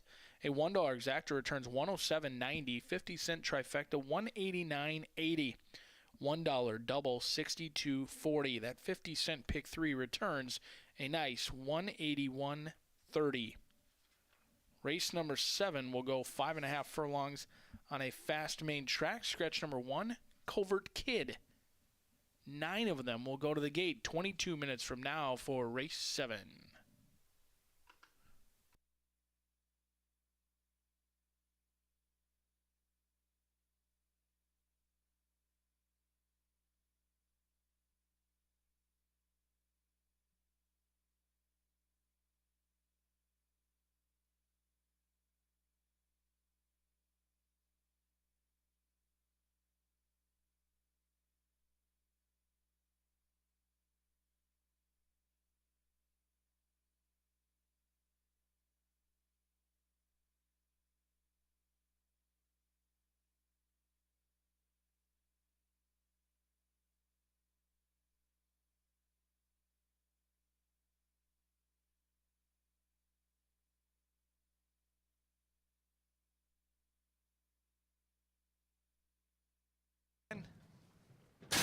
They are off and racing as Sassy Katie threw her head at the start, and she spots this field 2 lengths clear as Tiz Bayou, content to go to the lead, but Single Her and Fernando de la Cruz want the lead as well, as these two clear off 2 lengths from Spotty Showers, who finds a good spot in third, as does Unbridled Talent down on the inside, and then the slow starting Sassy Katie is now Single Her takes up tightly into that first turn, and Tiz Bayou at 3-2 with the late money signed on goes clear through a rapid opening quarter in 22.50, and Tiz Bayou wanted the lead with Santos Sanger, and they will go a length clear from Single Her, who now shifts off into the 2-path with the black sleeves and the pink silks. Unbridled Talent rolling into third, Spotty Showers patiently ridden behind the quick fractions, and Sassy Katie through an opening half mile in 46.23. Tiz Bayou trying to bottom out this field right now.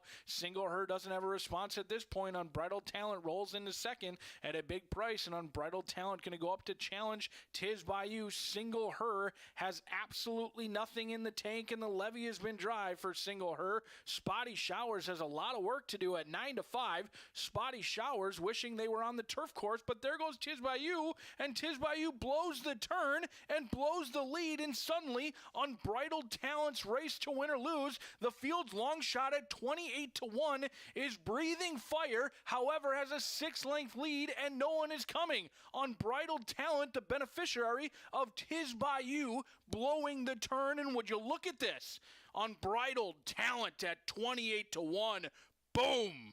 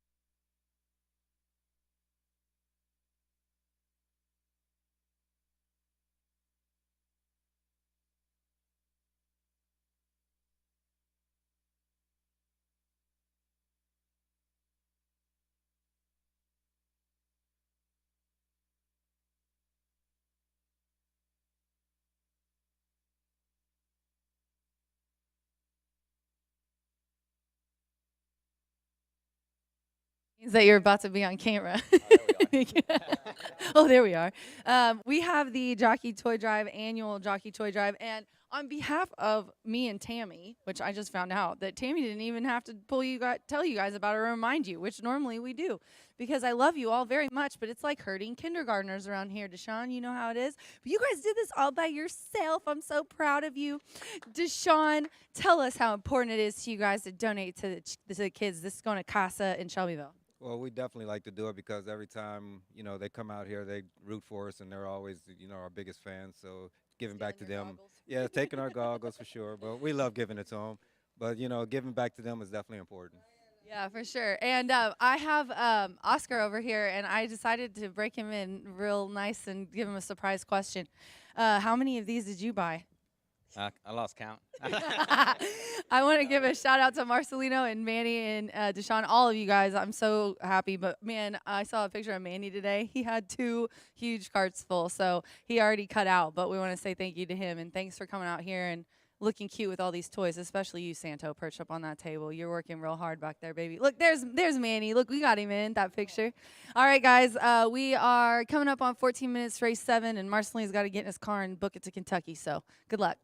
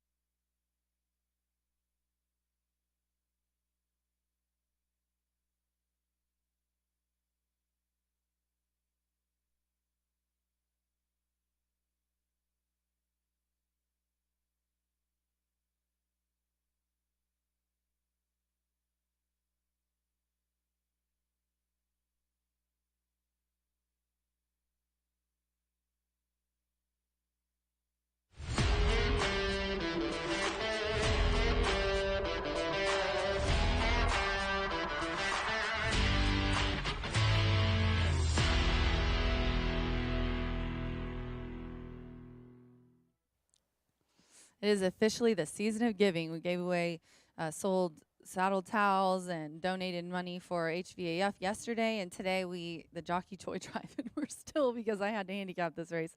Surrounded by toys out here, but let's talk about this 7th race. The 1 is out of here. I'm going to go with the 8 on top. It looks like it's 1-2 right now on the board. You're fired. After that, I kind of tried to go for a long shot to sweeten it up a little bit, but Andre aboard for Miguel Silva. Miguel Silva, you got to watch where he puts his horses. He spots them well. He's 18% win clip, 48% in the money, and this horse has never been anything but second in 3 tries. Debuted on the slop in May, second. After an awkward start, overcame it, caught a fast track going 5.5, second by a nose, bumped at the start, overcame that, and then caught the slop again last time. This is the first time this horse, well, second time, this horse has got a fast track. And when he was on a fast track, he lost by a nose. He had Andre aboard that day. He was the beaten favorite last time. So it's no question why this horse is 1-2, deservedly so. I think in this group stands up above the rest. And then I'll go to the 6 at 9-1. Our guy Max Yamari Korea is aboard here for Tiana, and you got to watch Tiana, Michelle, and Ray here at the end of the meet. And we saw that in the last race as Michelle had a $58, 58-1. No, it was a $58 horse. Getting that mixed up. 3rd last time in a maiden special weight on the slop. That was 6 furlongs. It was the same race You're Fired was in. So You're Fired finished second in there, and our guy Max finished 3rd to the 1-2 choice in this group. Just let that sink in. So I think, I'll take 9-1 all day on our guy Max when he ran just behind the heavy favorite in their last out. And then, because my fingers are about to fall off, I'm going to talk about the 9, which is my 3rd choice here. It looks like 20-1 for Whiskey Trist. Whiskey Trist right now, it's listed as a colt and is a gelding. I forgot to ask Michelle if it was just listed wrong and it ran as a gelding last time, or if this is the first time gelding angle. We'll have to find that out. But either way, Ramos is up, and we just saw Michelle have a really nice race last time. DP rode that big long shot to victory. Also was in the same race as You're Fired and our guy Max. Now, he hopped at the start. He came up, and I don't think, what bad luck to go out your first race and catch the slop. So I think I like that this one. I like it's a cool day. I like that it is, a fast track today, and it's his second start. Should improve off of that. And 20-1, we just saw what happens when you guys leave out Michelle. So I'm going to go 8, 6, 9 here in the 7th race at Horseshoe Indianapolis. Good luck.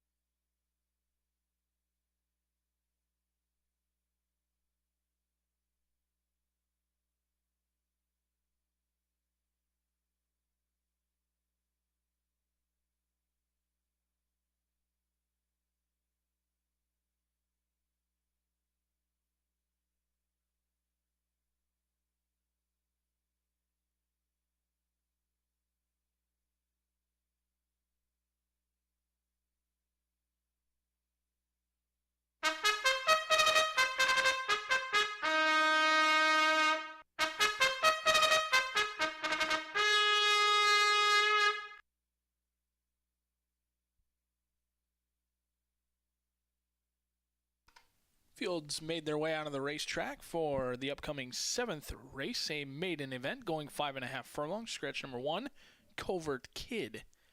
9 will go to the gate just a couple minutes from now.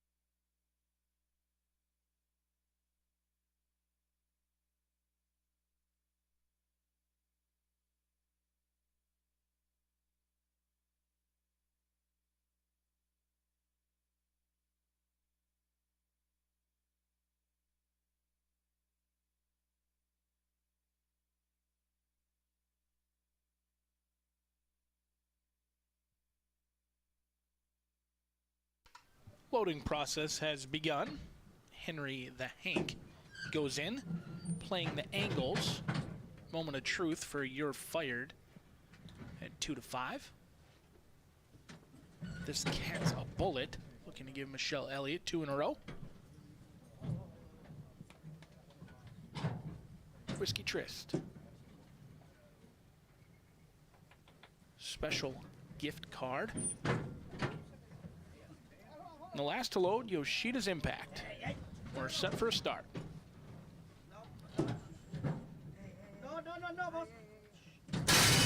They're off and running in the 7th at the shoe.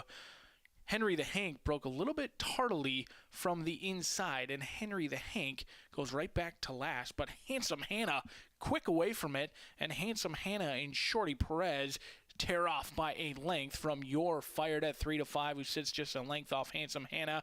Then comes this Cat's a Bullet along with our guy Max, who's good to go. Special gift card, losing ground into that turn. A quick opening quarter in 22.08, a recovering Henry the Hank. After that comes Whiskey Tryst along with playing the angles, and still nothing from Yoshida's Impact, as now You're Fired's hand is forced to move because our guy Max is feeling good, and our guy Max right up to the throat latch of You're Fired. That's it for Handsome Hannah. You're Fired has a response and repels that initial challenge from our guy Max. Henry the Hank is rounding into it, but rounding into it for the exacta as You're Fired sprints clear. You're Fired, a good boy today, and it's You're Fired from Henry the Hank and our guy Max.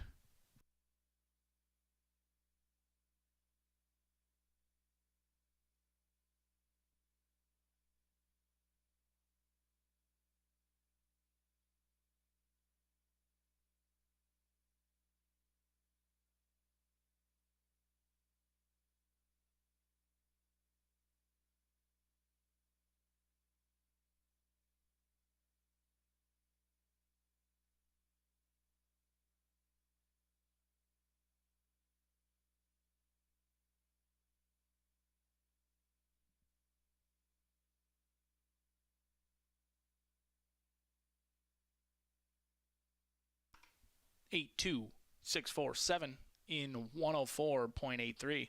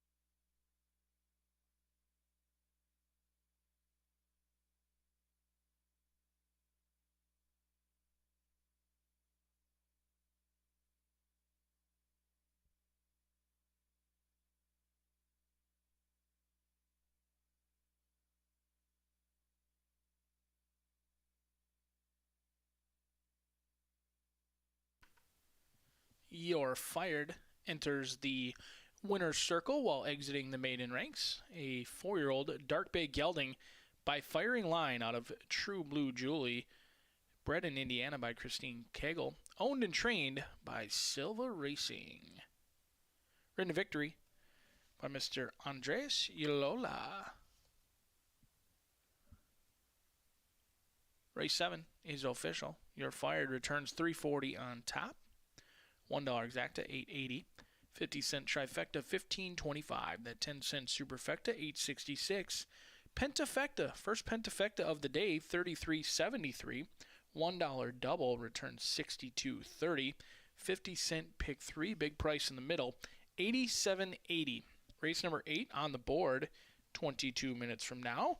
In the 8th race, scratch 3, 4, 5, 6, and 8. Rolling daily doubles and pick 3s available for the upcoming 8th race. They'll go 1 mile and 70 yards on a fast main track 22 minutes from now.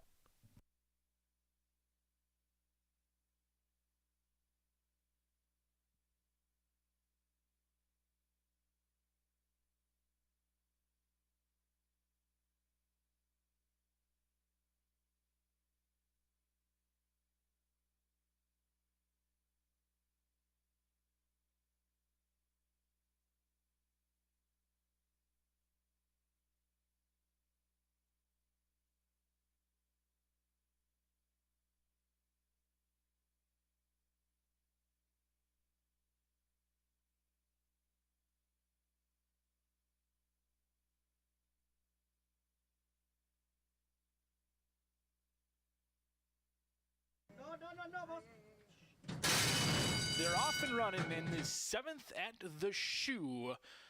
Henry the Hank broke a little bit tardily from the inside, and Henry the Hank goes right back to last. But Handsome Hannah quick away from it, and Handsome Hannah and Shorty Perez tear off by a length from Your Fired at 3-5, who sits just a length off Handsome Hannah. Then comes this Cat's a Bullet along with our guy Max, who's good to go. Special gift card losing ground into that turn.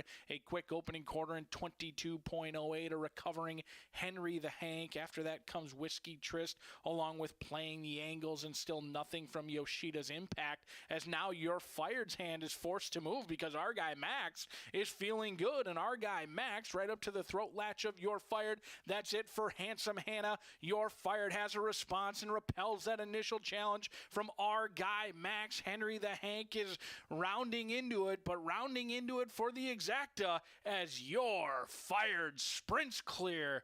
Your Fired, a good boy today, and it's Your Fired from Henry the Hank and our guy Max.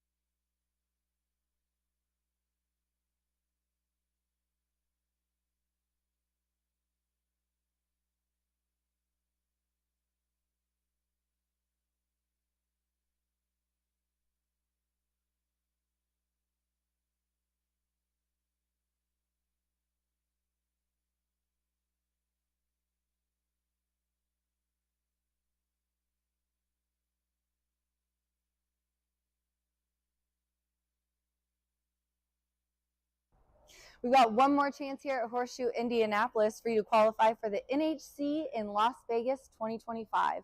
Join us on Saturday, December 7th. We are going to have a live money contest with a $500 buy-in. We're going to give away 4 seats, and those 4 winners also share $6,500. So join me at Horseshoe Las Vegas in March of 2025. We got one more shot in our qualifier Saturday, December 7th. Good luck.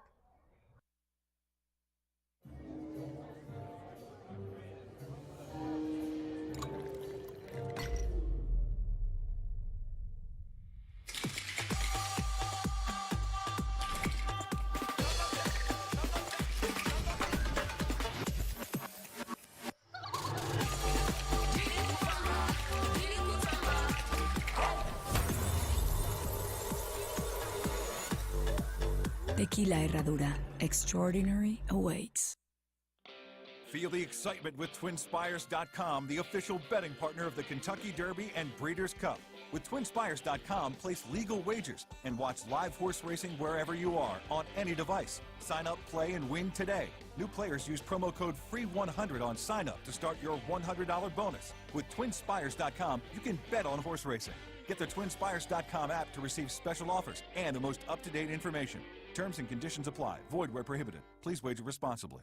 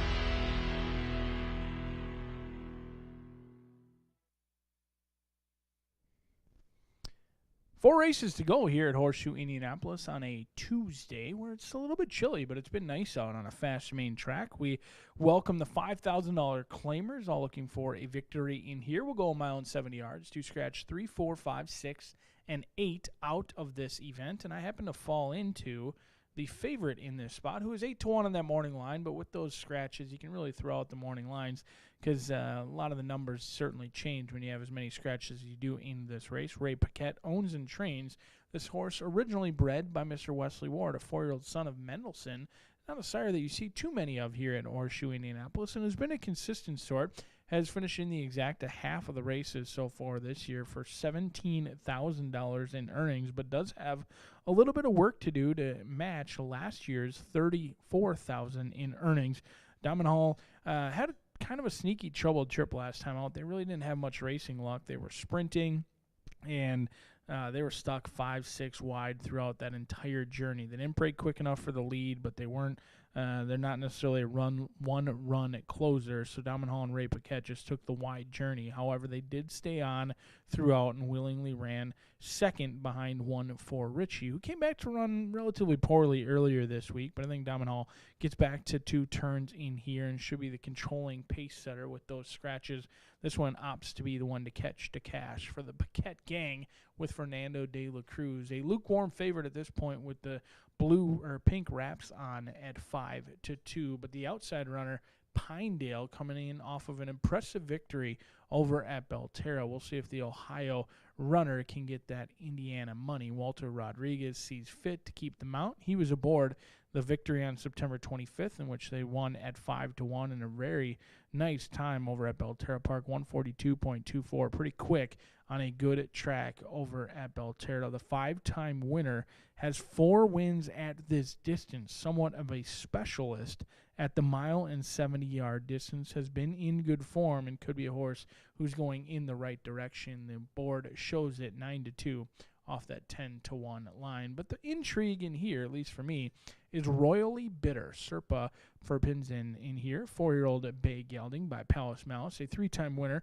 from 14 starts, exits 2 wins in a row, and is a photo finish away from it being 3 wins in a row. Now, that's the good news, a neck away from 3 in a row. However, it did come against inferior competition. I can go out on a limb and say those 5,000 non-winners of 2 at Belterra, along with Mountaineer non-3X, winning by a neck. But this one is going to have to deal with Diamond Hall up front. But if Diamond Hall doesn't break alertly as he didn't in the sprint, Royally Bitter could find himself alone on a loose lead. And we'll see if the Kentucky bred can make it 3 wins in a row for the pure hat trick Royally Bitter. The best value on the board, 4-1, but an even betting board at that. We may have a couple of scratches. However, there's plenty of value to be found in race number 8 at the Shoe.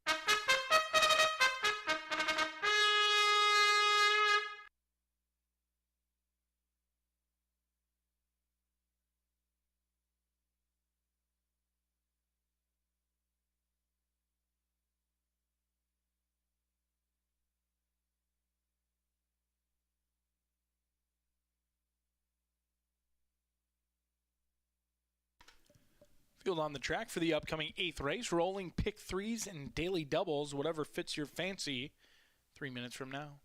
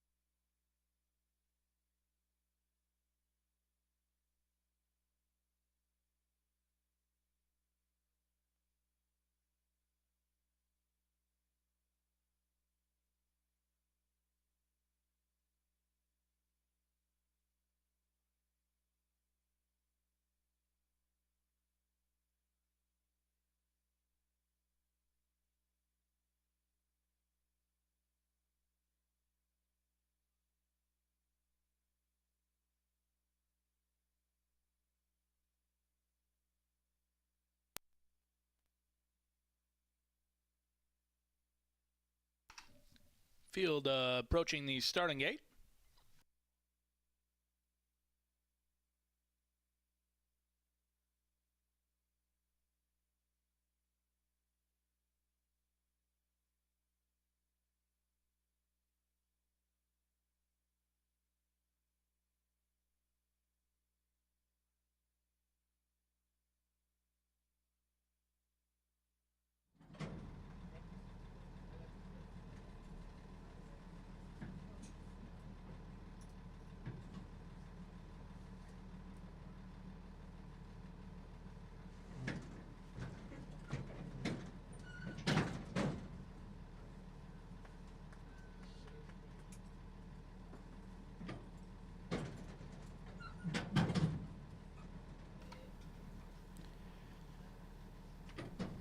Mansfield Tiger currently favored at 2-1.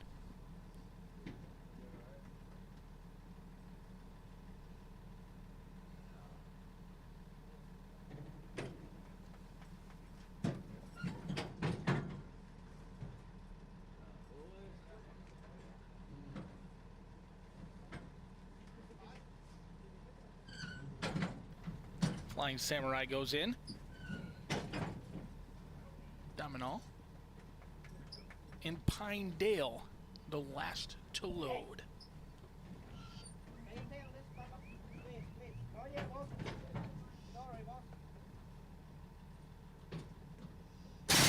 They are off and running to an even beginning as Dominal in the pink goes looking for that lead, but Pinedale is going to be attached to that one as Dominal cuts and crosses and clears down to the inside from Boitano, who's all set to go. Then comes Contact Tracing along with Royally Bitter, and outside of that is Mansfield Tiger, who's stuck 4 wide into that first turn. Flying Samurai 3 lengths behind the rest of this field through an opening quarter in 23.89, and it's Dominal in the pink silks at 5-2. Now Boitano wants off the rail and gets into the 2 path alongside Mansfield Tiger, who's still very wide, and Pinedale in between those two in the horse sandwich. Then comes Royally Bitter, Contact Tracing, riding the rail, and a little has changed for Flying Samurai, who still sits 6 lengths off an opening half in 48.19, and Dominal looking to slow it down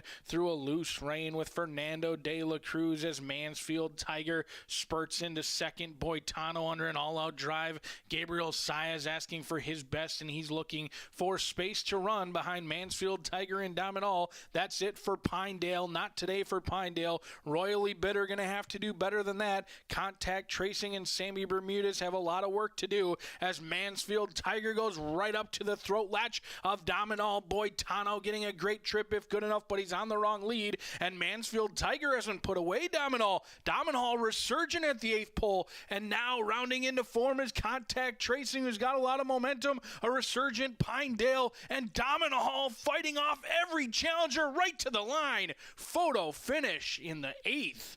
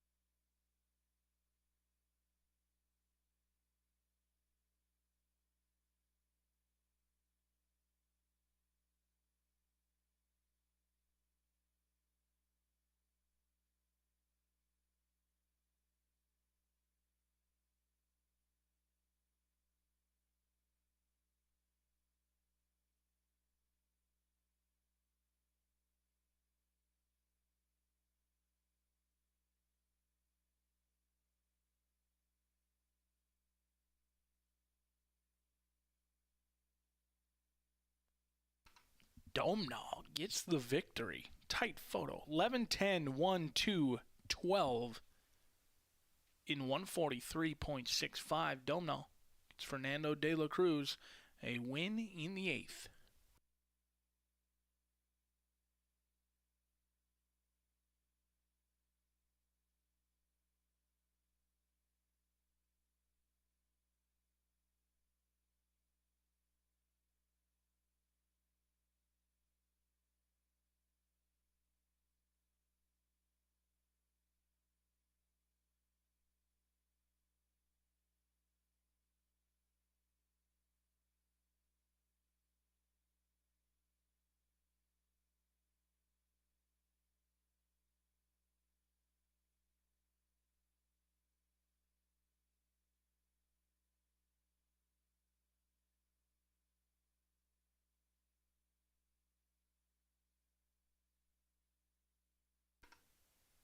Domnall enters the winner's circle for the 4th time of this 4-year-old Chestnut Gelding's career by Mendelssohn.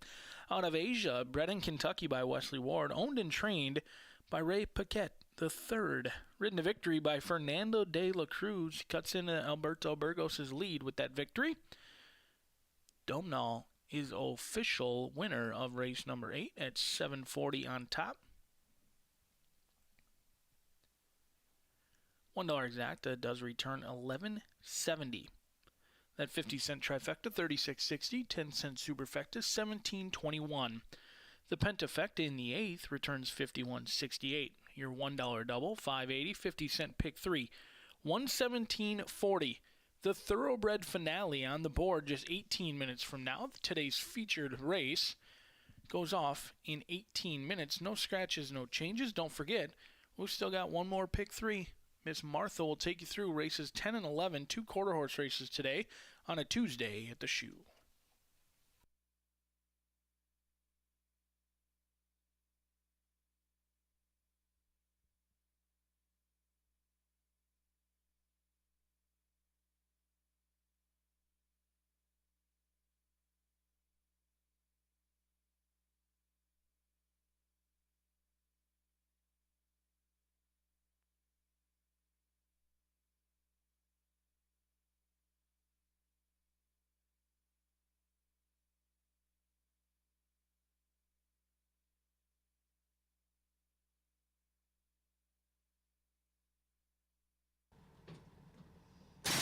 They are off and running to an even beginning as Dominal in the pink goes looking for that lead, but Pinedale is going to be attached to that one as Domino Hall cuts and crosses and clears down to the inside from Boitano, who's all set to go. Then comes Contact Tracing along with Royally Bitter, and outside of that is Mansfield Tiger, who's stuck 4 wide into that first turn. Flying Samurai 3 lengths behind the rest of this field through an opening quarter in 23.89, and it's Dominal in the pink silks at 5-2. Now Boitano wants off the rail and gets into the 2 path alongside Mansfield Tiger, who's still very wide, and Pinedale in between those two in the horse sandwich. Then comes Royally Bitter, Contact Tracing, riding the rail, and little has changed for Flying Samurai, who still sits 6 lengths off an opening half in 48.19, and Dominal looking to slow it down through a loose rein with Fernando de la Cruz as Mansfield Tiger spurts into second. Boitano under an all-out drive. Gabriel Saez asking for his best, and he's looking for space to run behind Mansfield Tiger and Dominal. That's it for Pinedale. Not today for Pinedale. Royally Bitter going to have to do better than that. Contact Tracing and Sammy Bermudez have a lot of work to do as Mansfield Tiger goes right up to the throat latch of Dominal. Boitano getting a great trip if good enough, but he's on the wrong lead, and Mansfield Tiger hasn't put away Dominal. Dominal resurgent at the 8th pole, and now rounding into form is Contact Tracing, who's got a lot of momentum. A resurgent Pinedale, and Dominal fighting off every challenger right to the line. Photo finish in the 8th.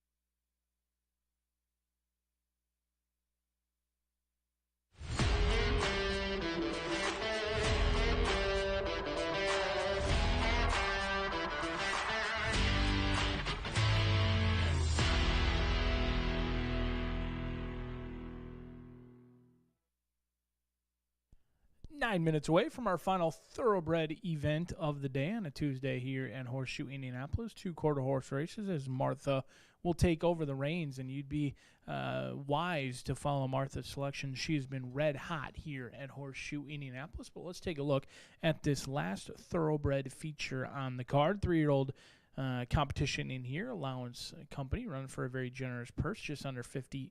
5.5 furlongs going to be the distance. And we've got an impressive runner in today's 9th race. Cupid's Runaway, 6 for 7 this season. Lightly raced last year as a 3-year-old, only 1 for 2 last year, and I say only in jest. However, Cupid's Runaway has become a win machine, and regardless of the level, went through the conditions very quickly, and it's impressive, so bear with me. Non-winners of 2, 15,000. Non-winners of 3, made it look even easier. Then Allowance ran into a troubled trip there, and or actually had a dreamy trip, but couldn't get on terms with Demolisher, who was previously undefeated at that time. Then went down to the $5,000 claiming ranks, and I'm sure a lot of people are kicking themselves that they didn't drop a tab on Cupid's Runaway, because after that, a winner of optional claiming, Allowance, and you get the gist. Cupid's Runaway, lone defeat, came to a monster known as Demolisher. So Cupid's Runaway has certainly been asked to do a lot here this last month and a half of racing. This will be the 3rd start since October 8th. We'll see if Reese Ranch can get their photo taken again with, I'm sure, one of their favorite homebreds in here, the 4-year-old chestnut they call Cupid's Runaway, who's run away from the competition a lot this season. 3 to 5 on the board, but projections right around that 6 to 5 range, because this group is a salty group, and they may have to deal with Bolshe, who's going to be right next door in the starting gate. The 4-year-old Gelding by Revolutionary is a 4-time winner with earnings of $83,000, and Bolshe brings in quite the resume as well. Joe Ramos going to pick up the reins from Hannah Leahy, who's been aboard the last 3 starts with a 2nd, 1st, and a 3rd, all at the allowance level. Did give way to Gold Diggin' Devil last time out after a wicked speed duel up front, which they did themselves no favors. 22.17, 44.98, and anytime you're going sub 45 here at Horseshoe Indianapolis, that is very quick, and Bolshe going to try and rate that speed, but is favorably drawn. I'm sure the connections are very happy to be right next door to Cupid's Runaway. Hopefully they can sit just off that one's flank and push past late. Should be noted they were the 9 to 5 morning line favorite.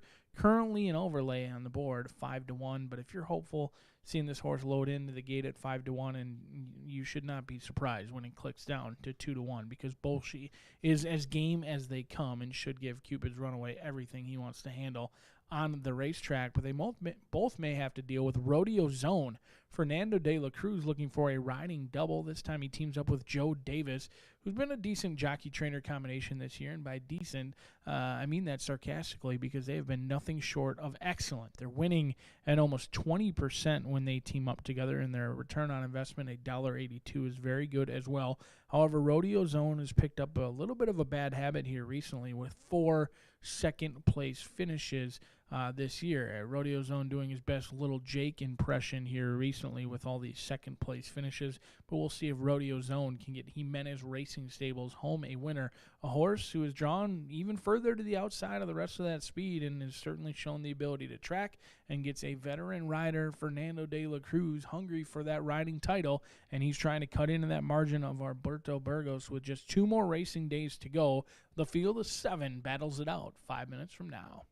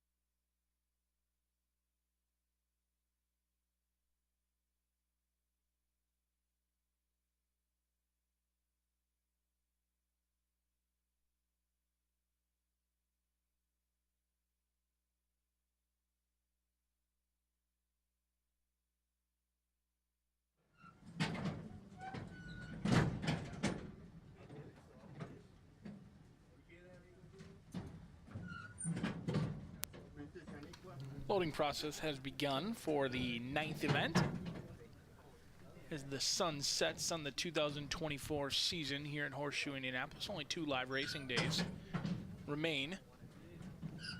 Bolshe goes in, waiting on Rodeo Zone.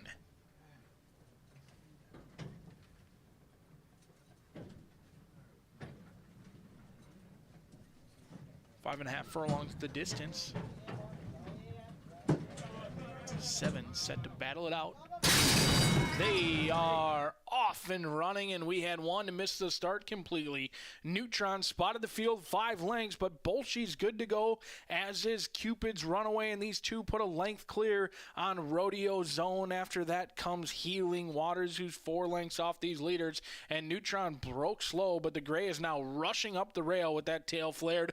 Buckle Up sitting in 6th, then comes Do You Wanna Dance, as Bolshe now battling it out with Rodeo Zone, and Cupid's Runaway takes off those 2 leaders, and Cupid's Runaway going to try and win this one from off the pace today. Opening quarter in 22.32, and Rodeo Zone and Bolshe setting it up in here for the closers, as Bolshe in that 2-path, Rodeo Zone in the 3-path, and here comes Cupid's Runaway in his pursuit for 7 wins on the year, and Cupid's Runaway has a lot of momentum, but he's still got work to do at the 8th pole, as Bolshe and Rodeo Zone have done themselves no favors, and Cupid's Runaway says thank you very much, and it's win number 7 in 2024 for Cupid's Runaway.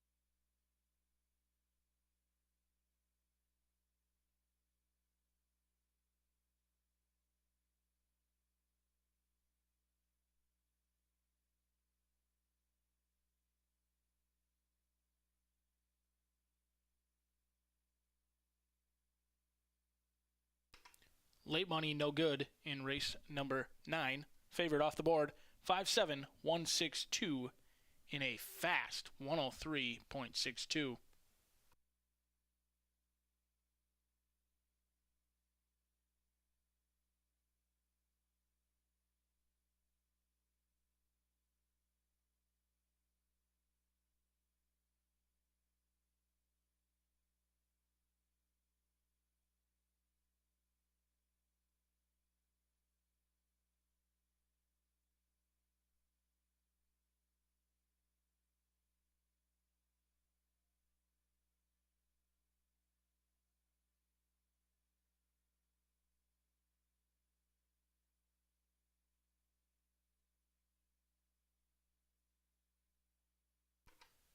Victorious Cupid's Runaway, a 4-year-old chestnut gelding by Cupid out of Runnin' from Rosie. Bred and owned by Reese Ranch in Indiana, trained by our leading conditioner, Randy Klopp, and our leading rider, Alberto Burgos, with the riding victory. Burgos gets the riding double on the day with Cupid's Runaway, a 7-time winner in 2024. 5-7-1-6-2 is now official. $1 exacta returns $12. 50-cent trifecta, $44.75. That 10-cent superfecta returns $20.46. The pentafecta, $82.38. Your $1 double, $14.70. 50-cent pick 3, $11.05. The final pick 4 of the day returns $394.10. And the late fire 5, $1,234.05. Race number 10.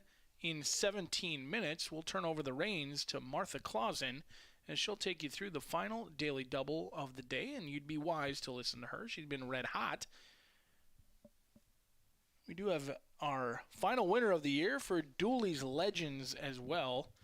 Dooley's Legends. Congratulations to Steve Decatur. He's the only player to have that long shot in race number 6.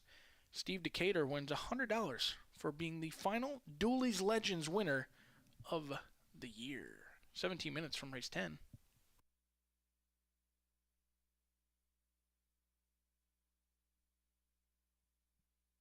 To battle it out. They are off and running, and we had one to miss the start completely. Neutron spotted the field 5 lengths, but Bolshe's good to go, as is Cupid's Runaway, and these two put a length clear on Rodeo Zone. After that comes Healing Waters, who's 4 lengths off these leaders, and Neutron broke slow, but the gray is now rushing up the rail with that tail flared. Buckle Up sitting in 6th, then comes Do You Wanna Dance, as Bolshe now battling it out with Rodeo Zone, and Cupid's Runaway takes off those 2 leaders, and Cupid's Runaway going to try and win this one from off the pace today.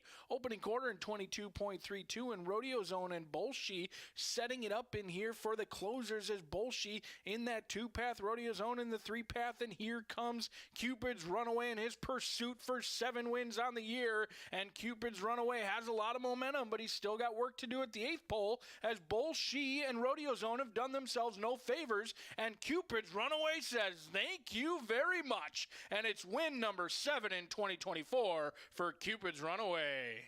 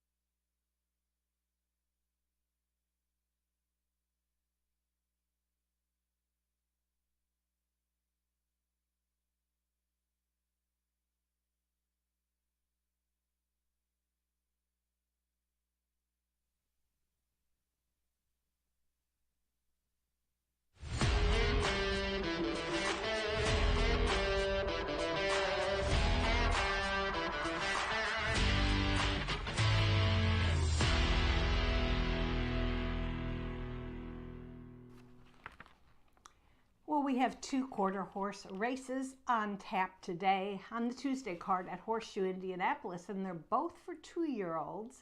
And it's interesting because there's a lot of these horses that have come so close this season. This is kind of their final hurrah to see if they can break that maiden and move on to their 3-year-old campaign. So I think we got a lot to look forward to. All right, in this first race, and again, we do have some scratches. The also eligibles 11, 12, 13, 14. Still have a pretty good field competing for $17,000, 330 yards. All right, well, I'm going to begin with number 1, and that's Chillin'.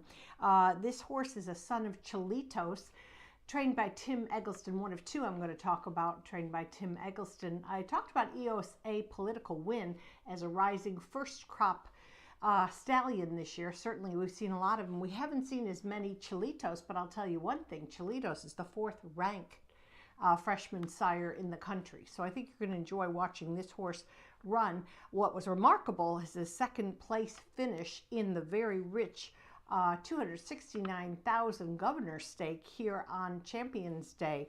Oh boy, and a big price at that point, and just ran a huge race, just barely missing. So I think he's got every right to break the maiden today with jockey Rolando Pina on tap.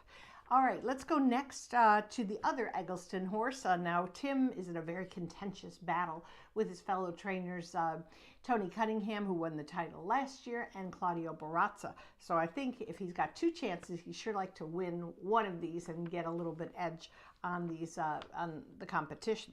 All right, well, his 2nd horse is number 9, Hoosier Eye Candy.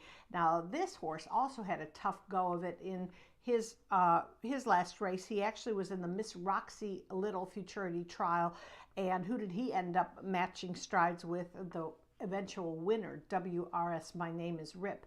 So that's a tough one. I mean, when you're in a trial and you're just hoping for the 1 of 10 qualifying spots, and you run into the horse that's the eventual winner, then you really can't feel bad about not moving on. I mean, at least you know you tested in some pretty good company. Anyway, this horse, anything close to what he accomplished on July 16th when he was a runner-up, I think moves him into a pretty good spot. He's a gelding. I did mention he's a gelding by Ivan James, so some good breeding there. All right, we'll move on to number 3, and that's Cartel's Kryptonite, heading in the right direction for conditioner Shelby Weintraut, but again faced a real tough juvenile in her trial, DNA Dale's winner, who ended up winning the Miss Roxy Consolation on Champions Day. Now she gets Edgar Diaz in the saddle again, and Edgar is he's leaps and bounds going to take this riding title this season. This is a filly by Big Daddy Cartel. I think she's definitely got a chance. Very talented. It'd be nice to see Shelby in the winner's circle. All right, we'll move on to number 4, and that's the Louisiana in Love. Now lost all chances on September 22nd when she was shut off at the break and finished 8th for trainer Ron Raper. The filly by the Louisiana Cartel completed the exacta in her previous start, so she is capable too if she gets the right trip. A clean trip is always essential in quarter horse racing. German Rodriguez has the mount. So I'll go 1934. Now we do have a carryover of, I think it's like $2,400 in our 10-cent quarter horse Pentafecta. So you definitely want to do a ticket for that. And if you're asking my advice and you want one more horse to throw in, either wheel it or just box, I'd go with number 10, 6 is Flying Bayou. This is a son of Freight Train B, trained by Tony Cunningham, who's also in the hunt. He'd like to get a piece of the pie this afternoon. So I think you could make a good case for that. As far as the Pentafecta goes, if nobody hits it in this race, it will carry over to race 11. And I'll be back to preview that one as soon as race 10 is completed. Good luck to all.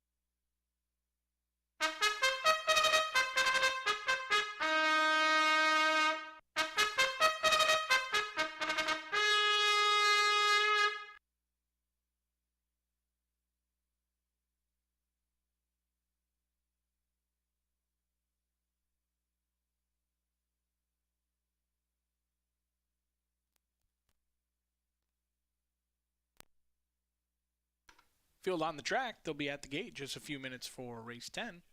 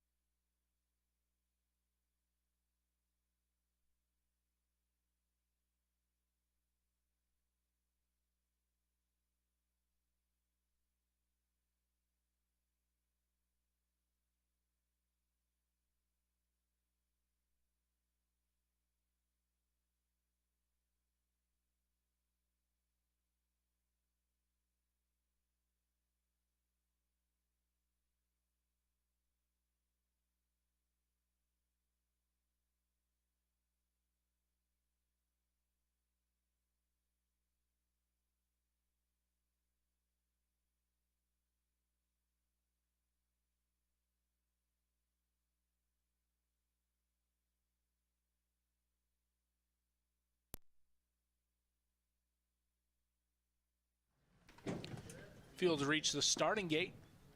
Chillin' at 2-5, the first to go in. Bullseye Beach up next.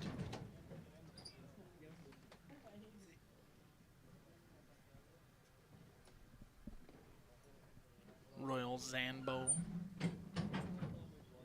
HF, My Fabulous Boy. Cartel's Kryptonite.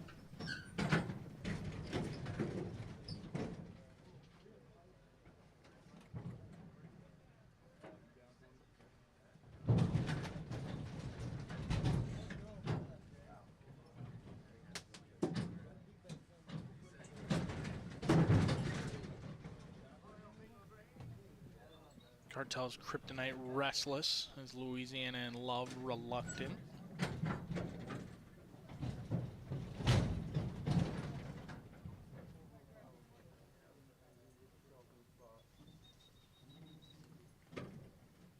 Little cool Okie. Waiting on Sixes Flying By You.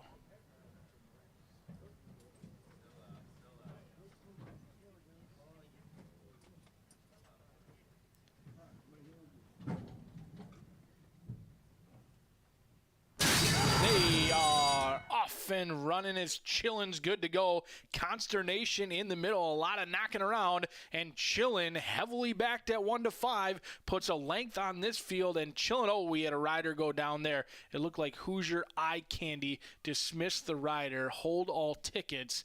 Chillin comes home to score in the 10th.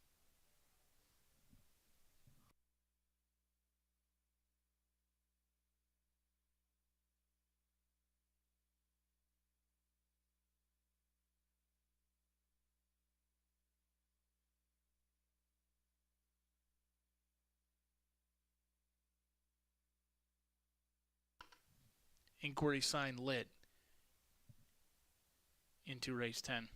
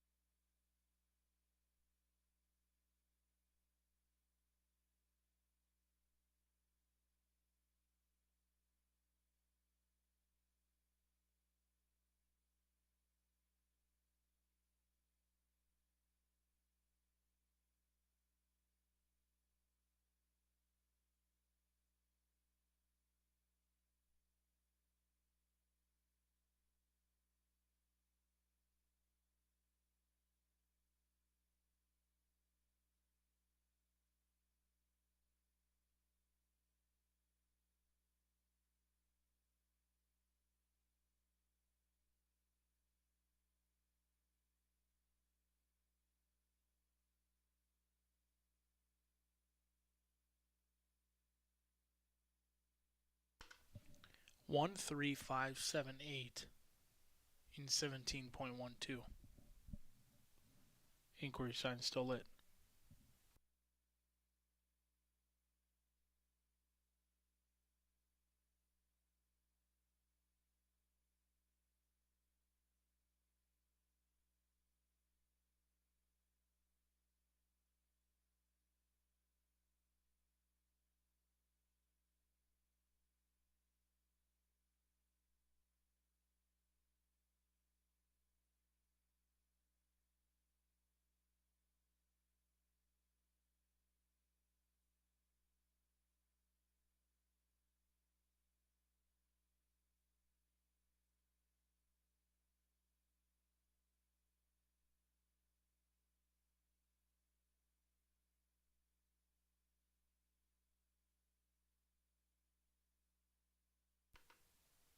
Exiting a run in the Governor's Cup, Chillin gets the maiden breaking score, a 2-year-old Sorrel gelding by Chilitos out of Anne, ridden by Rolando Pina, trained by Tim Eggleston. Chillin, a maiden no more.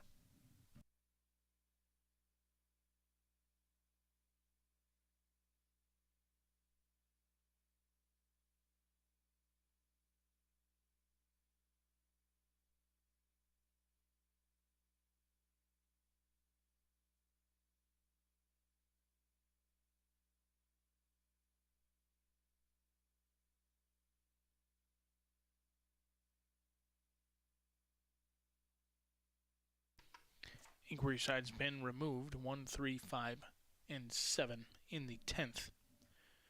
10-cent pentafecta, $2 exacta, $28. 50-cent trifecta, $52. $2 double returns $7.20. 10-cent superfecta, $111.93. 50-cent pick 3, $9.40. Pentafecta with that carryover, $1,534.94. Race number 11 on the board in 16 minutes under the lights here at Horseshoe, Indianapolis.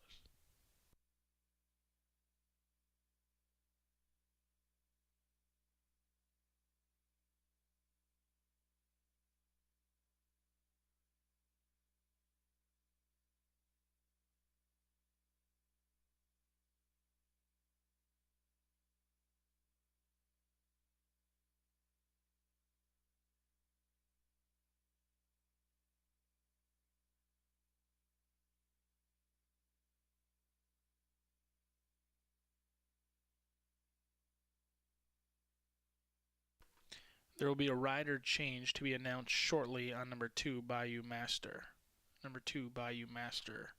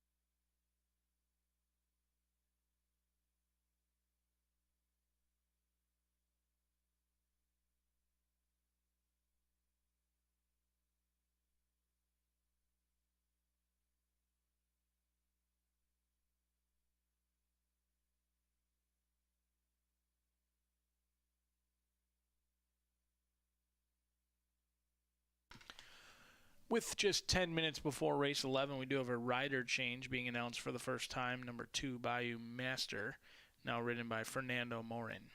Morin picks up the mount aboard number 2 in the upcoming 11th, a 330-yard dash.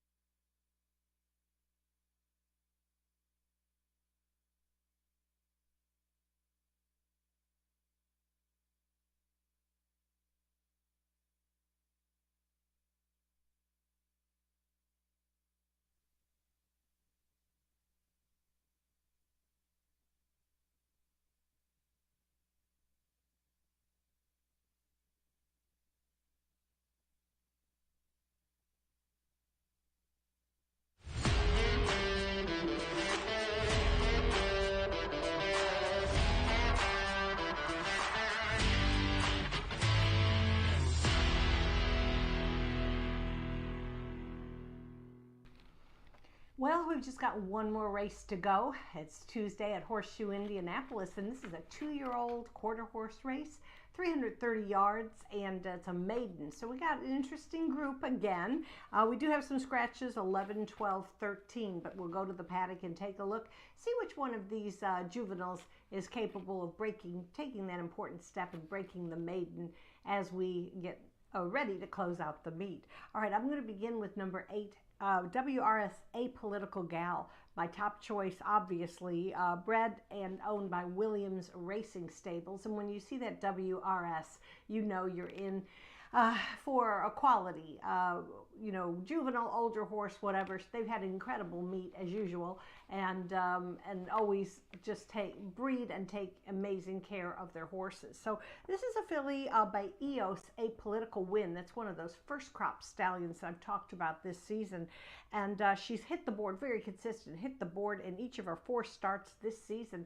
She's now in the barn of trainer Natasha Perez, and the Williams and Natasha Perez combined to win the Miss Roxy Little Futurity with an incredible finish by WRS. My name is Rip. It was really exciting on Champions Day. A lot of tears were shed, and rightly so. It was very emotional for all the connections. Anyway, this filly's in good hands with former leading rider Juan Marquez in the saddle. I don't think... for me, I think she's a pretty good lock for the win today in our finale. All right, we'll go next to number 5, MG Fresca. This is a filly by El Macho Prieto Boy and has been also very consistent. She's in the barn of Librado Barazza, and she completed the trifecta in the 59,000 liter of the class sale futurity. So she's got a little, some competition at the stakes level in her resume, which I think is important. Eric Escueda, who's a very good rider, always kind of gets the most out of each one of his horses. He's going to guide this filly. This will be her 6th career start. And we'll go next to a horse that I really enjoyed watching a few weeks ago when he made his debut. That's number 2, Bayou Master. He's just absolutely gorgeous Palomino. And we don't see that many Palominos. That's that beautiful tan color with the long blonde tail. We don't see too many of them in horse racing. And I remember in my preview, I said, they're more famous for Westerns. And my husband was actually watching the preview, and he said, what about Trigger? What about Roy Rogers' Trigger? Why didn't you mention Trigger? And I said, okay, well, I forgot, but I'll mention it next time. And it's funny because Tim was really impressed. I gave him a call. I said, your Palomino's gorgeous. He said, yeah. And he ran pretty good. He was really excited to see this horse run one more time. So Handsome Like Trigger, Tim Eggleston zeroing in on the training title, and we get one more chance to see this gorgeous Palomino. All right, I don't round up my top 4 with number 1, and that's La Spirit Moves Me. Posted some pretty good speed numbers for trainer Jessie Vasquez, and she's sired by Apolitical Spirit, ran a very, very good race on October 17th. At odds of 13 to 1. So she's been overlooked a little bit, but you know, with Jessie's husband Giovanni Vasquez Gomez in the irons, I'm not sure I would overlook her today. So I'll go 8-5-2-1 in our finale. Just 2 more days remaining, but we're looking forward to finishing up the week, and I'll have a lot more information tomorrow about how you can follow quarter horse racing across the country once we wrap up at Horseshoe Indy. Good luck to all.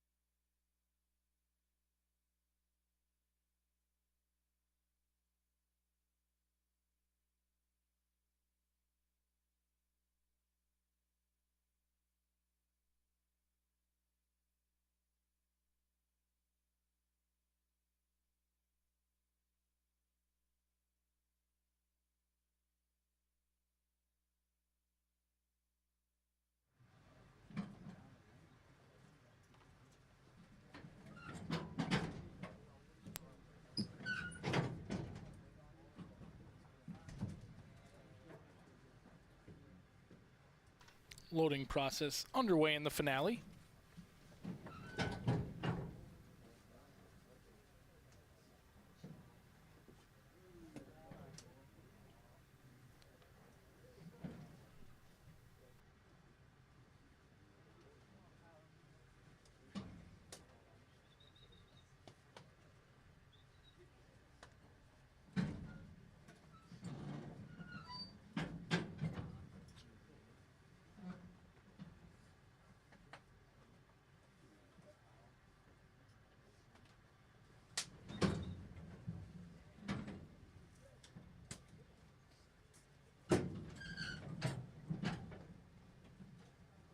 A lot of night rides goes in.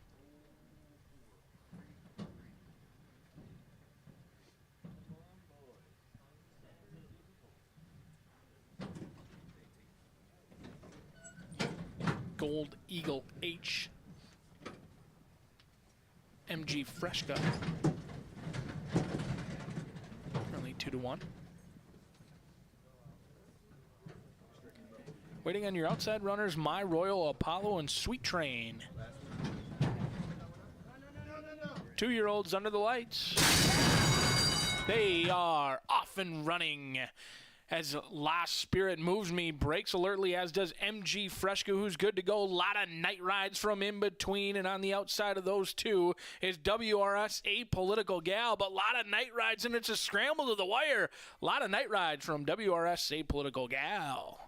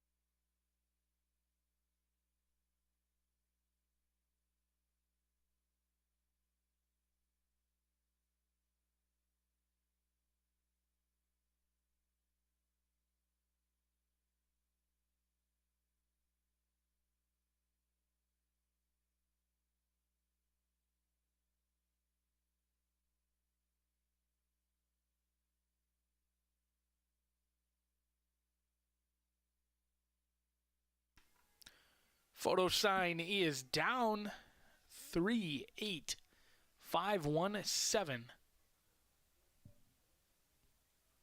A celebratory victory for a lot of night rides in the finale. 3-8-5-1-7 unofficially in 17.116.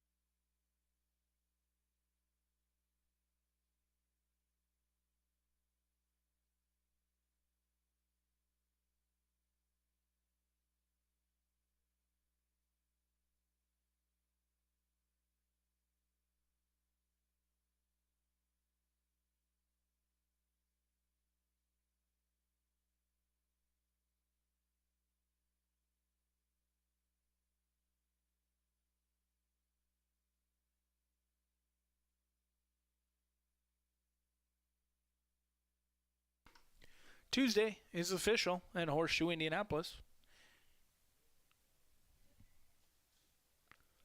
A lot of night rides returning to the Murphy Trailer Winter Circle.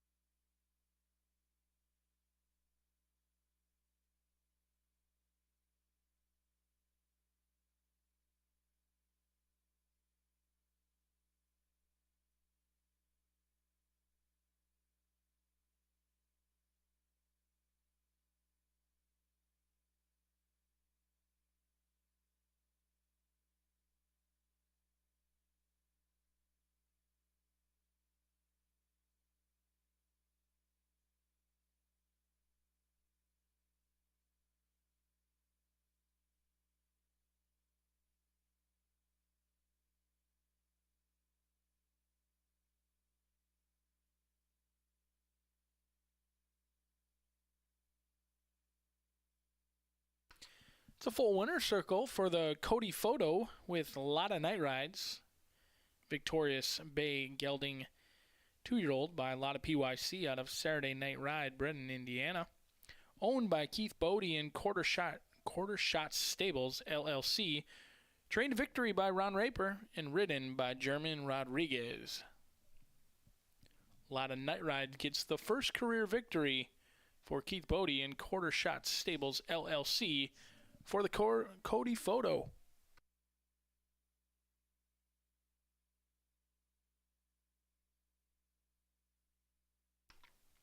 Final pent effective of the evening, 163.83. That $1 exact, $2 exacta, 34.80, 50-cent trifecta, 29.15. The quarter horse double, 13.40, 10-cent superfecta, 17.39, and the final pick 3 of the evening, $12 even. It's going to conclude our racing entertainment, but entertainment never stops at Horseshoe Indianapolis. The casino remains open 24/7. Live racing will return tomorrow for the penultimate card of the 2024 meet at 1:10 post time. Drive safely.